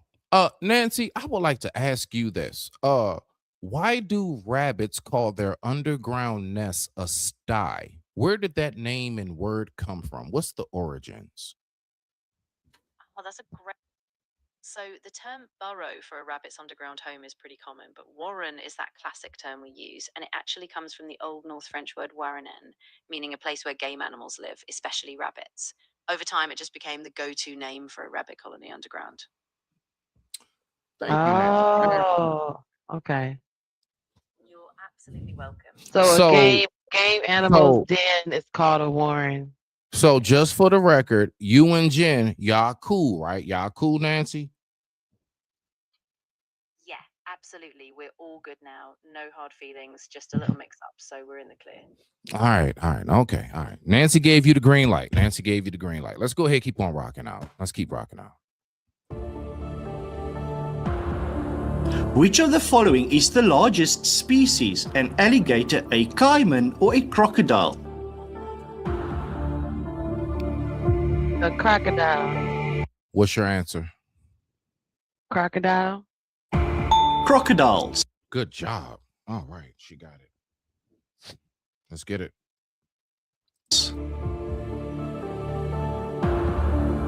Which of the following organs do ants not have? A brain, lungs, or a heart? Hope you get this. Ants do not have a What's your answer? brain. Ants do not have a heart.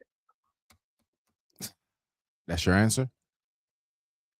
I don't know, but I'm gonna say heart. Okay, your answer is heart.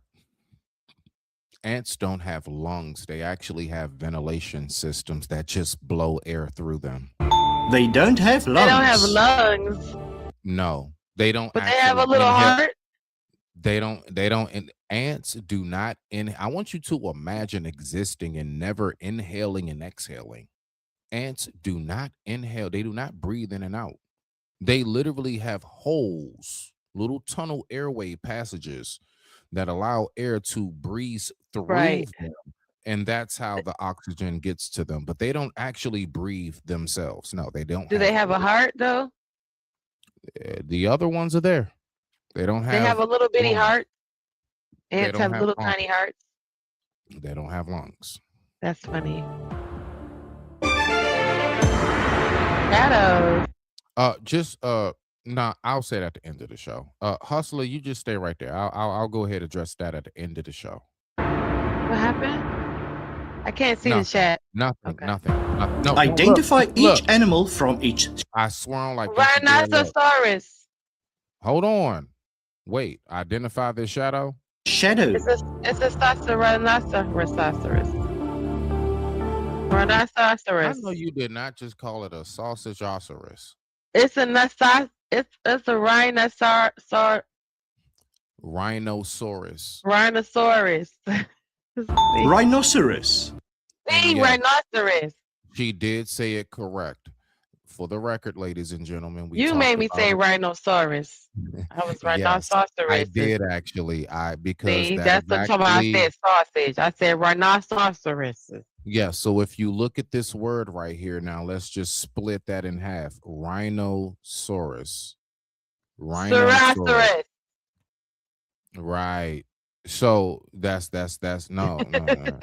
It's Sarosaurus. It has you need some U's and some R's and some more stuff in it. No, it's Siri, it's not Siri. rhinoceros. Look Yeah, at Siri so- talking about, huh? Rhinoceros. So my point in what I'm saying to that is I actually love the rhinoceros and the iguana because to me that's like the closest things that I'm going to get to the triceratops and the ankylosaurus. Okay, I love dinosaurs, so I love rhinoceroses because that's actually in our face today. It's an actual dinosaur that's still in our face to this very moment, along with just about every single breed of fowl you can think of. Birds. Let's go. All right, let's go, Jan. A hippopotamus is. A hippopotamus. All right, let's see if you can make it up. Hippopotamus. All right. I said hippopotamus. We almost there. Let's go. Hippopotamus. Rapid fire, rapid fire, rapid fire. A turkey. All right, let's go. Gobble gobble. A turkey. A dolphin.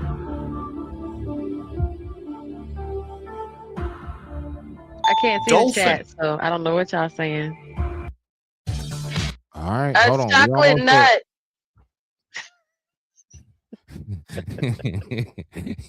there. you. All right, so Puppies. let's keep it fan. There we go. Puppies, family friendly. It was- Family friendly. You got A cow. Cow. It was a chocolate nut. Ostrich.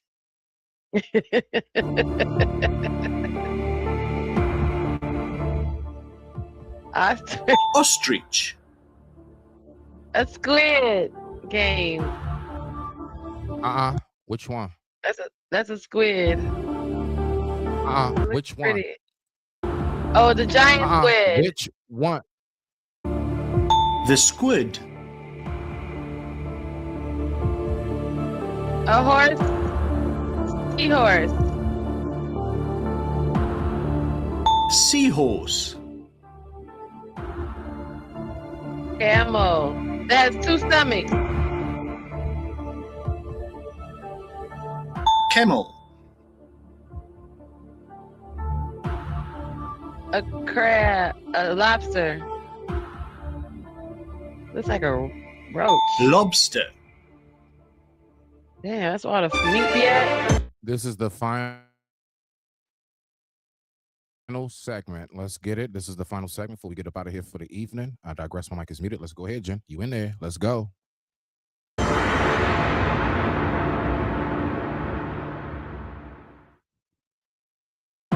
Identify each animal from its eyes. A chameleon. Chameleon.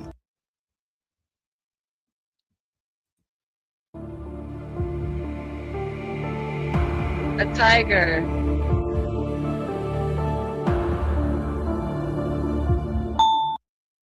Tiger. An owl.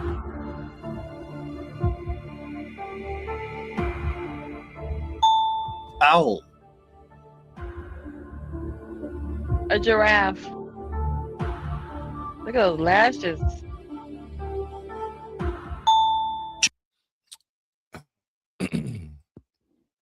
Lashes. Lashes. The lashes on the giraffe. All right. So, ladies, as we get ready to get up out of here because we're done with that segment. Hold on. How many did I get right? What'd I get? What's my score? I'm about to tell you now. I'm about to tell you now. Huh? You say what? I said, look at the lashes on the giraffe. Got the beat. What are you doing? No, I'm gonna show you something. When it's time to. All right, I'm gonna let that play through. All right, so let me count up your score. Let me see what you got. So I ain't gonna front you, like did, a little bit way better than what I actually thought. I didn't think you would actually come out and, you know what I'm saying, do that goddamn awesome. So you kind of did that. But we're gonna look at this right here. I'm just gonna show you something just briefly. Hold on. I think I gotta type this in. And let me type this in.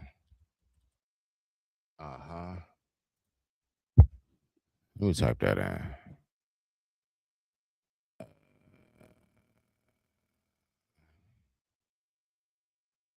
The secretary bird. If you look at a secretary bird, they're right here. Hold on. Here we go. That was the shot. I was looking for that shot right there. Let me see some. Right there. No animal has eyelashes like the secretary bird. For the record. Ladies, you want to ask them Asians for them real eyelashes, be like, I need a secretary bird eyelashes.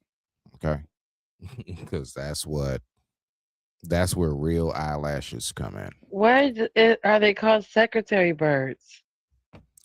They actually, believe it or not, they actually like deliver messages, send over fax, pick up your Chick-fil-A for you during your break. Yeah. Nancy, why are they called secretary birds? Okay. All right. So let's go ahead and ask Nancy.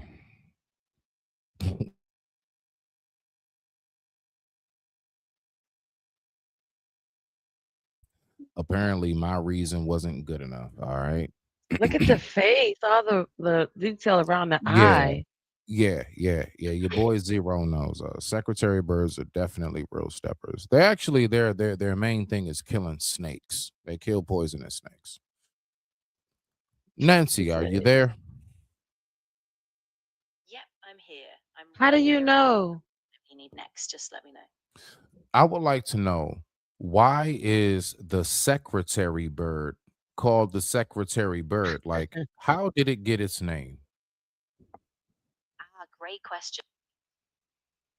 Yeah, so the secretary bird actually got its name in the 19th century because of the way the feathers on the back of its head reminded people of quill pens tucked behind a secretary's ear. So it was this kind of old Oh. that gave it that name. Thank you, Nancy. Oh, that's good. Learn something new every day. Oh, okay. That's good because it does look like the pin stuck into the behind the head of us. Okay, that's cute. Mhm. That's cute. Mhm. So you know, Okay. just to throw that up. So yeah, you want them eyelashes. You definitely go take your time and just get like nice little close-up looks at the secretary bird. And you look at them eyelashes, it's like, Right, he looks like someone said something disturbing. He was like, "What? Big what?" That bird was like, "What? you What?" know, He said that makes sense. Yeah, see, I remember stuff, Zero, when it make sense to me. So I'm never gonna forget that detail. Well, and then never gonna forget the secretary bird, you know, Mhm. detail. The Warren, I'm not gonna forget either, because I was like, why would it? Warren is what I first said, but then I was like, what's a Warren? And I was like, I don't even know what a Warren would be, but I know like a sty, and I know a coop is like a bird coop. So you just eliminate what you do know, and that's not it. And then I was like, Right. a Warren, I don't know what a Warren is, so it's got to be a sty because it's like a little. But then I was like, a pigsty is like the little. That can't be it either. So, but what it was, I didn't know what a Warren would be to say that that's it to eliminate it. So yeah, that's good to know So though. A Warren. so on this last part right here, because Zero did make a great point. He Right, said, right. he said, secretary birds are real steppers. If you'll pull this up briefly, let's just look at exactly what he's talking about because he's actually factually correct. Oh, I've seen this. Yeah. They technically step on snakes. Let's go. Let's look at a secretary bird in action when hunting. A dance of death, already in motion. The secretary bird circles, its wings unfurled like a great feathered shield. Beneath it, a king. The cobra rises, its hood flared in a desperate golden warning. In this arena, patience is not calm. It's strategy.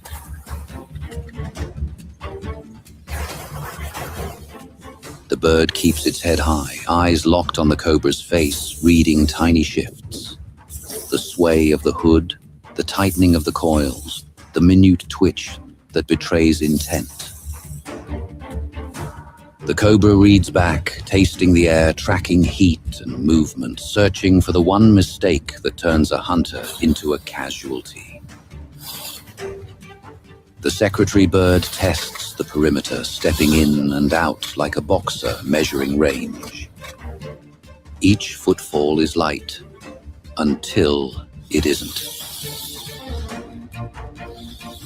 One sudden pounce, and the mood changes instantly.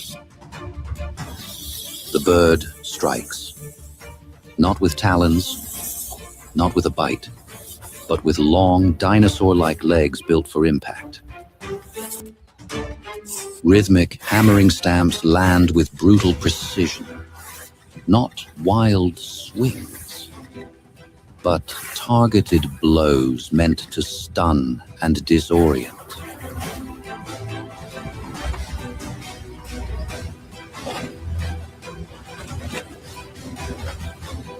The cobra whips and folds away, trying to keep its head protected, trying to keep its timing intact. The snake sways, weaving a hypnotic pattern, body flowing like a drawn bow. It only needs one opening. One clean line to living flesh. One strike. But the bird is already moving, always moving. It never stays where the cobra expects it to be. Wings flare and close, creating a shifting curtain. Feathers rattle, shadows flicker across the serpent's eyes.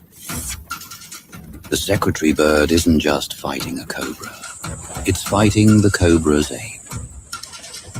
Peering through the feathered canopy, the bird aims for the head, always the head. Because against venom, there is no room for good enough. Its beak isn't just a tool, it's a needlepoint instrument of decision. The cobra slips aside with swift, liquid precision, dodging each stamp by a fraction, its head gliding just beyond the crushing reach. To kill a king, one must be flawless.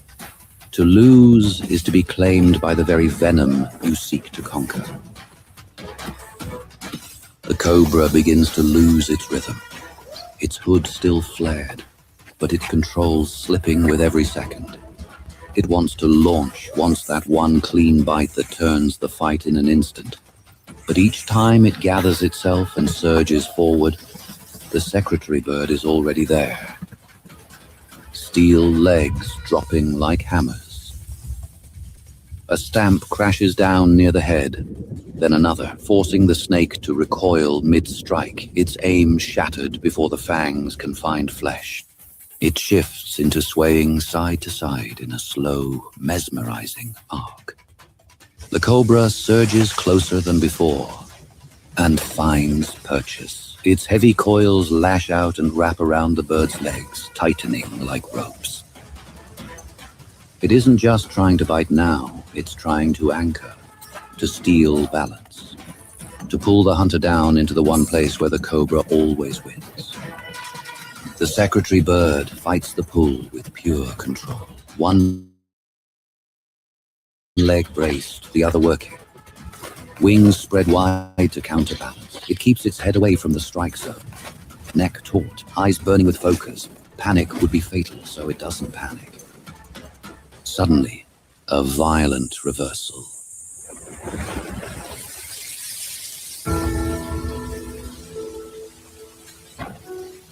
Not the body, not the tail, the head, where danger lives.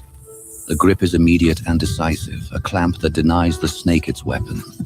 The cobra's body whips in the air, a broken ribbon of scales, trying to twist free, trying to rethread itself back into control. But the secretary bird uses the ground like an anvil. It thrashes the serpent against the earth, again and again. Powerful swings meant to disorient and weaken resistance. A final shudder. The king has fallen. The secretary bird claimed the burden, lifting the heavy body carefully in its beak. Wings spread wide, catching the air. One strong beat, then another. The tall hunter leaves the ground, ascending with steady effort, carrying proof of victory into the open sky. The vast plains of the African savanna stretch toward a shimmering distance.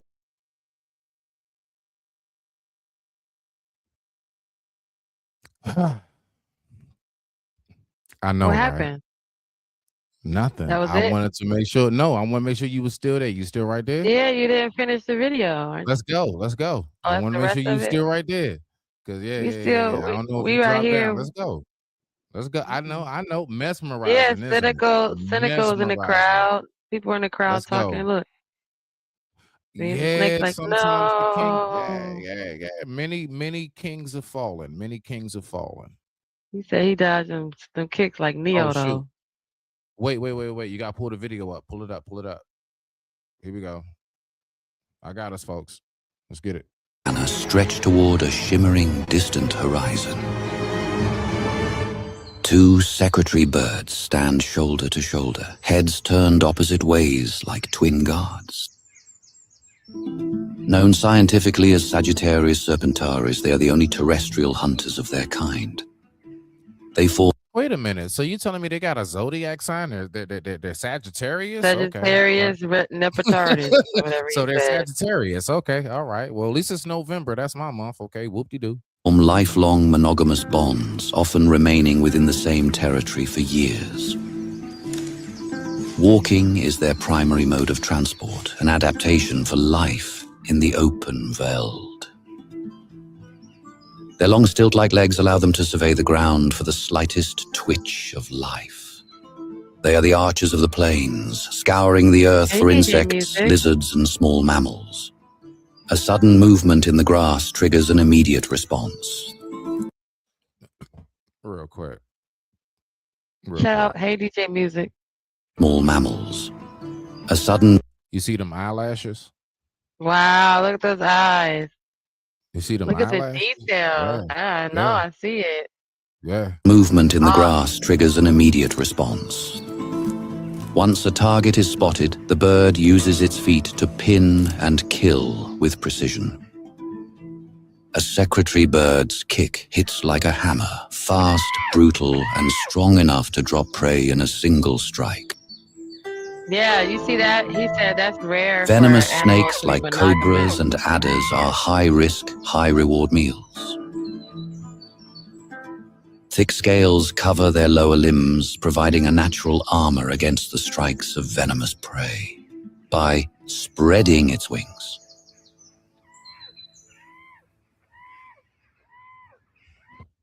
Everything I needed.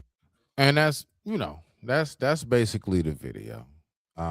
So yeah, just to go ahead. So yeah, when Brother Zero says secretary birds are real steppers, he meant that literally. Like they literally step on prey and kill them. Yes. Or delete them. Delete. Wait, where did he say that? He said that way up there. It's a little bit further up. You gotta go a little bit further up. He says secretary birds are real okay. steppers. Okay. Yeah, they real step. Yeah, literally, they are real steppers. That's how they hunt. And that's why I found it fascinating. I said, I gotta actually show people what he meant by that. So I appreciate him actually saying that. That was dope. That was pretty dope.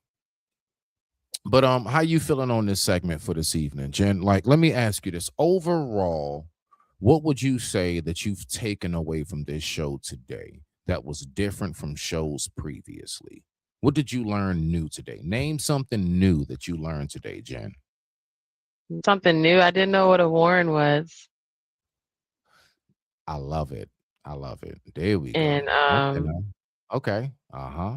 And what? Hold on. Wait. And for those just coming in, what is a warren? A warren is a little hole in the ground that rabbits use. That's their little home, the burrow. And then what was it on that multiple? Exactly, what was the other ladies one? and gentlemen. Hold on real quick. Exactly, Oh. ladies and gentlemen. A What? warren is basically a rabbit's burrow. It's Burrow, a rabbit's yeah. home. Right. It's not just a football player whose last name is Sapp. Go ahead, Jen. And I did know about a secretary bird. I didn't know that. And then what was that on that? It was the one. What was it on the with the On multiple? the questionnaire. Yeah, the multiple questionnaire. Oh, what was that? I should have wrote it down. Now I don't remember. Oh shoot! And I got to give you your score before we get out of here too. I didn't give you your score. Go ahead. Keep on talking. I'm adding up now. No, it was something on there I didn't know that I just guessed. The dung beetle in the Egyptian dung beetle was the scarab. I guessed that. I just guessed at that by eliminating stuff. But yeah, what did you say, Zero? DJ Music's here. Hey, you said I've seen the video on the secretary bird stepping on a snake while the song Here Comes a Real Stepper's playing. Oh, here comes a real stepper. Hey, you know what that is? That should be the song. I ain't gonna lie. That is a dope ass theme song. That and hits. he said, "Guess what? Go find that video with the words." I'm gonna do a little. I think I'm gonna do a little video on that. I'm gonna do a little short on that. Y'all wait to check it out. I'm gonna do a little short, and I'm gonna put that song in the background. Hopefully, YouTube don't hit me. If they don't hit me, I'm gonna put that in the background. I got you. That's crazy work. That's funny. All right, so you have 40 questions altogether. Yep, 40 questions altogether. You got.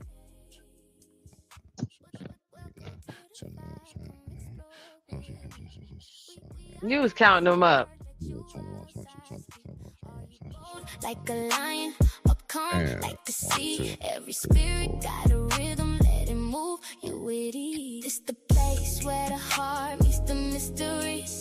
Where your fur, baby, You ready? soul meets your destiny. Mm-hmm.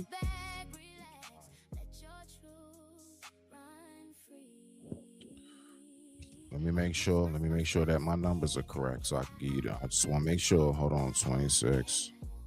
Spirit is animal. Come find what it means. All right, let's go.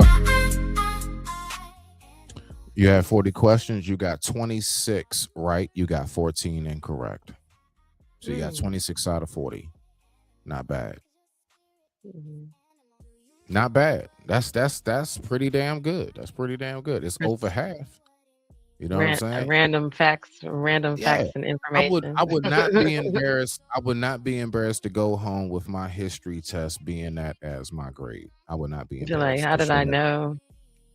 Yeah, you got 26 out of 14. I mean, you got 26 right, 14 wrong. 26 out of 40 right. There we go. Okay, that's not bad. So, what I learned today is, in a nutshell, before we get up out of here, much respect to everybody who came through. Thank you so much. Make sure whether it's on the actual live show or even on the back end, like if you happen to catch this after the live is gone and you decide to send Jen a Venmo right there, D Hudson 702, or a Cash App, what does that say? Genesis I am 0702. 0702. Man, go ahead and send sis something. You know what I'm saying? Because honestly, I'm tired of the commercials. So we got to go with it, okay?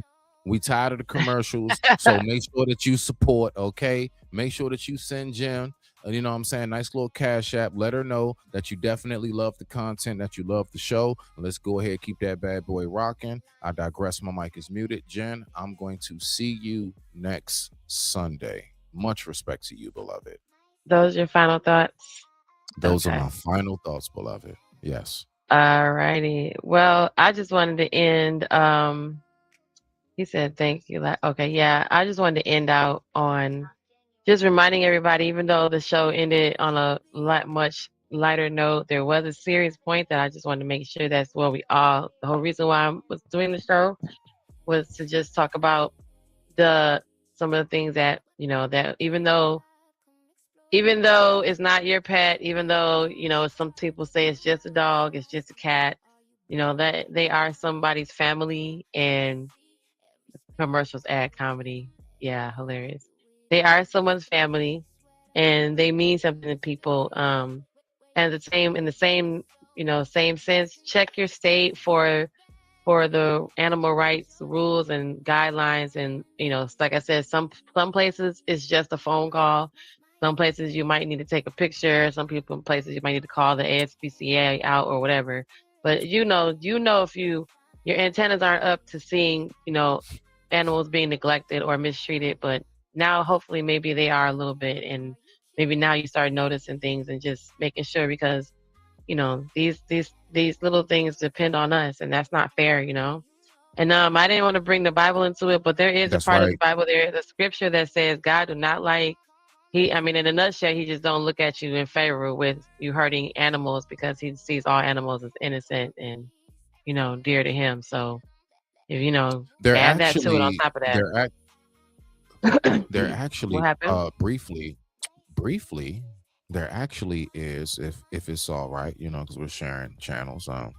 There's a hadith, all right. It's not Christian, but it is something that speaks about the cruelty of animals Islamically.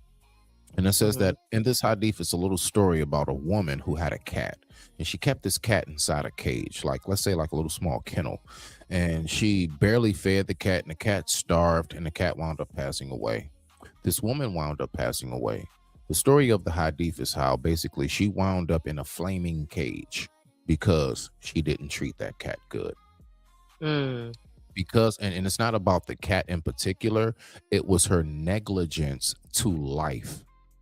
Her not recognizing, just because that cat is not a human like you, it's still a creation. Every hair follicle, every eye color, every paw, every claw, every tooth is designed just as much as every hair follicle and skin and everything on you. All right. So that's what the message is more so about. You taking the appreciation for life beyond yourself. And with that being said, I digress. My mic is muted. Okay. Well, since we went ahead and went there, then you guys then go ahead and tap into your holy book. Those of you guys who have one, there's a plethora of scriptures, but what I was Yes, referring it to, is. was there in the beginning. I remember again. This is another reason why I was kicked out of Jehovah's Witness, because I was like, hold on, what? Y'all not talking about this? Y'all don't like dogs. The Bible emphasis on animals and that are created by God and an eccentric value. So just there was in Psalms, there's in Genesis, I remember Exodus. There's a couple that stand out, but just go through. The Bible teaches us that animals are a part of God's creation and that should be treated with compassion, care, and respect. Condemning cruelty in any form, God does not see that is something. Well, you know what's crazy, Jen? You know what's so wild about what you're saying? That is so factual. He gives us dominionship over them. He gives us stewardship over them. That's crazy. You have stewardship over them, meaning that stewardship means that you are responsible for where they go and how they migrate and how they move in the world and what they know. Right? And watch this. Crazy. Now, you said the Bible. Now, ladies and gentlemen, let's take it to a biblical text. If I'm not mistaken, when Noah was building his ark, did God tell him to get 2 of every human of every race? No, 2 of every animal of every species, all the way down to the fish and the worms. Told Noah to build an entire, basically miniature city of a craft, the first cruise ship, and it was designated for exactly who? The animals. Ain't And that even something? humans, although we are given dominion over them, over the animals, that's in Genesis, as you guys, that's in the beginning of the dang on book. The Bible frames us having authority and instead of exploitation. So we're not supposed to be, filming, making videos and putting them online of animal cruelty and then capitalizing off of it. So we're called to manage the care of the animals, and we're called to respect them and how literally for some religions, for some faith-based beliefs, is strong. Their love for animals is so strong that they see that animal is a representation of God walking on this earth in some form, right? Yes. And for example, Hindu. Some folks ain't about to play with you and they dog or they cat or they ferrets. Okay. Well, I mean, not just that. I mean, you have religions where, like, for example, in the Middle Eastern, the Hindu belief, calves, cow, and elephants are basically, if you look at their description of what they call rabbit ears, God head, it's an elephant head on like a 6-armed human body, Buddhist-like figure, right? So, so we do definitely see that all throughout, right? But I want us to really pay attention to that part that I just did say, as well as what Jen is talking about, because she is on point, and what she said sparked my mind, and I love that when somebody sparks my brain to think deeper. In the Bible, it is said that save just your family. Do not worry. If I'm not mistaken, Noah wasn't told to bring not near another human with him. If I'm not mistaken, the entire ark. I want you to think about it. If it was just for his family, do you think the ark would be that big? They said the ark was basically about the size of a small city. Right? For back then, that is, right? Back then, not modern days. And the entire ship, before the flood came, was to gather animals. And a lot of us ride over that, even in the word. You see what I'm saying? So it's like, I think we need to really, really think about, when you think about, well, is it important in the Bible? The only thing that I would say it is. Right. So the only thing I would say to a person who says, well, I mean, where animals important in the Bible? I would say Noah's Ark. Noah's Ark is where animals are important. You can go right into you can go right into the book of Matthew. The famous ones everybody likes to refer to is the book of Matthew, and where he talks about from the biggest animal where guys, well, it's the conversation is referring to the biggest animal all the way down to the smallest bird is not forgotten by God, and how he is given. And then even in the book of Job, I remember Job too. Remember, it's like a couple things that stick out because they always will refer to them, and I'll go to somebody else's church and then be taught something, and then go back to the witnesses, and they would be like, well, we don't talk about that. So I will also, but then they talk about it in regards to like heaven and like, you know, the next layer. So where all the animals will be in, you know, everybody would be in harmony, and, you know, all mankind would be free, and all the animals would be at peace. So you wouldn't have no reason to be scared of a lion, you know, because we could all walk right next to each other. But that's once you get to that part of, you know, your existence. But while you here, the Bible still emphasizes the humane treatment and the humane treatment, and do not do not be someone who induces the unnecessary suffering of these creatures that are an emphasis of God's compassion. So if you're telling me that a calf having a baby is evidence of God's compassion, and then I sit here and I treat this calf like, you know, like crap, I'm literally striking against the creation that God made. Well, even down to mistreating and being inhumane, right? You are smack on point. You know what you're talking about. I told you they kicked me out. They was like, girl, even bye. down to and again, people, I bring up things periodically here and there Islamically because it's nothing wrong with just learning what somebody else thinks and what another group of people think. And the Quran, it actually speaks about God's favorite animal are the birds. And the reason why is because the birds are like the representation of like the angels. You know, the angels have wings, you know, the angels. Right. So like, you know, it's Islamically, it's like it's looked at and viewed as God's favorite animal are the birds. Plus, it's not just about the wings. The significant message in birds is this, and I want people to take this with them. You don't have to be Muslim, just in your life, right? Birds do not gather food. They don't stock up like squirrels do. They don't like gerbils or whatever. You know, you got a lot of animals that will stock up, right? Bears will even eat a lot to make sure that they got enough fat on them to hibernate. Birds never stock up anything, but they get up every single morning before the crack of dawn, and birds almost never die of starvation.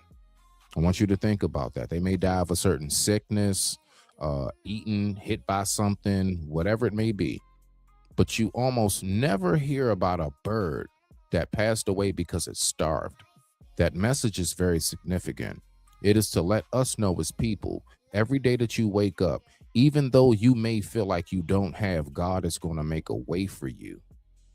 And that is why the birds are considered to be God's favorite animal, Islamically, not Christianity wise, right? I don't know. Well, even with the Egyptians, they had the bird body with the cat head, or it was the owl. They looked into that too. So yeah, they kind of lean into that theory as well. There's not one bird that stocks up anything. They don't save, they don't put nothing away. Every single species of bird goes out every day and brings something back for that day. And they know that the very next day, they're going to be able to do the same thing. And they do it effortlessly, and they do not question anything. And that is exactly how we should be when it comes to our walk in this life. And I just wanted to throw that out there as a little message, but I digress. My mic is muted. Jen, you know, I'm waiting for you to go ahead and, you know, do your thing, because I got to get ready to get up out of here. Well, no, that was it, because it was you know, it kind of spiraled because of I didn't want to bring the Bible into it to make it so much dramatic, but I mean, I guess this is what our platforms are for. So, I mean, I that was part of my whole raw spiel. I didn't know it was going to take this long, but it's good because I need the watch hour. So, but I just wanted to shout out to the chat. So, you and me both. well, no, I knew I'm noticing the pattern that's if I'm, a certain time, the time that it takes me to get through a certain kind of video. I'm noticing the pattern on that. I don't mind it because I need the watch hours, so it's okay I need to be up here 4 or 5 hours at a time, and not just like 2 and 3, because I won't never make. You know what I'm saying? You got to you got to try to get as much done in the little bit of time that we can, right? So a little bit every day will work. I just hope the last thing I had to say didn't interrupt you from getting to ice cream and Law and Order. No, that wasn't. No. I didn't expect it to, because like I said, I didn't want to make it so heavy with talking about the topic, but bringing the Bible into it as well. But since you did, I went ahead and just clicked on my tab that I already had ready with the conversation that I was gonna start earlier. So that's fine. But yeah, just to make it acknowledge my chat real quick. Yeah, that's what I was talking about because I know he was talking and I was like, I don't want to feel like he's being ignored. But yes, I was speaking about Proverbs 12:10, the ones that they always use to talk about, God's creation and that is God's compassion and how He has given us dominion over everything. And yes, some people they won't respect the living unless it is human. That is also part of that conversation. But this was what I was saying too. Some people confuse dominion over excuse to do whatever they want to the animals. And that's why I was going to bring the Bible into it, to bring that part of the scripture to the surface. But we got there anyway. So look at God. Yes, I do record my pet. I do record my pet. If you look down in the chat, I dropped the link to his YouTube page. So Beans has a YouTube page with 14 subscribers. So y'all go over there and check his little videos out. I'll be uploading all of our little videos that we do on his page. So his page is in the chat. And yeah, he said, what? I got kicked out of a church for asking. Yeah, see, me and you. Them Jehovah's Witnesses like, we don't care about no dog. Girl, we're trying to get to heaven. I said, listen, about the dog gonna be in heaven. I said, you know what? Ooh. You know what? This is why y'all don't want me back. Because what you talking about? Y'all, we can't eat pork. I said, I thought he gave us dominion over the hoofed animals. No. I said, well, why can we not read the whole half of the Bible that's over here? They said, we don't have the half of the Bible. I said, why are we not going to read the rest of the Bible? Y'all only got the half of the Bible. We can't eat pork. Now we can't eat pork.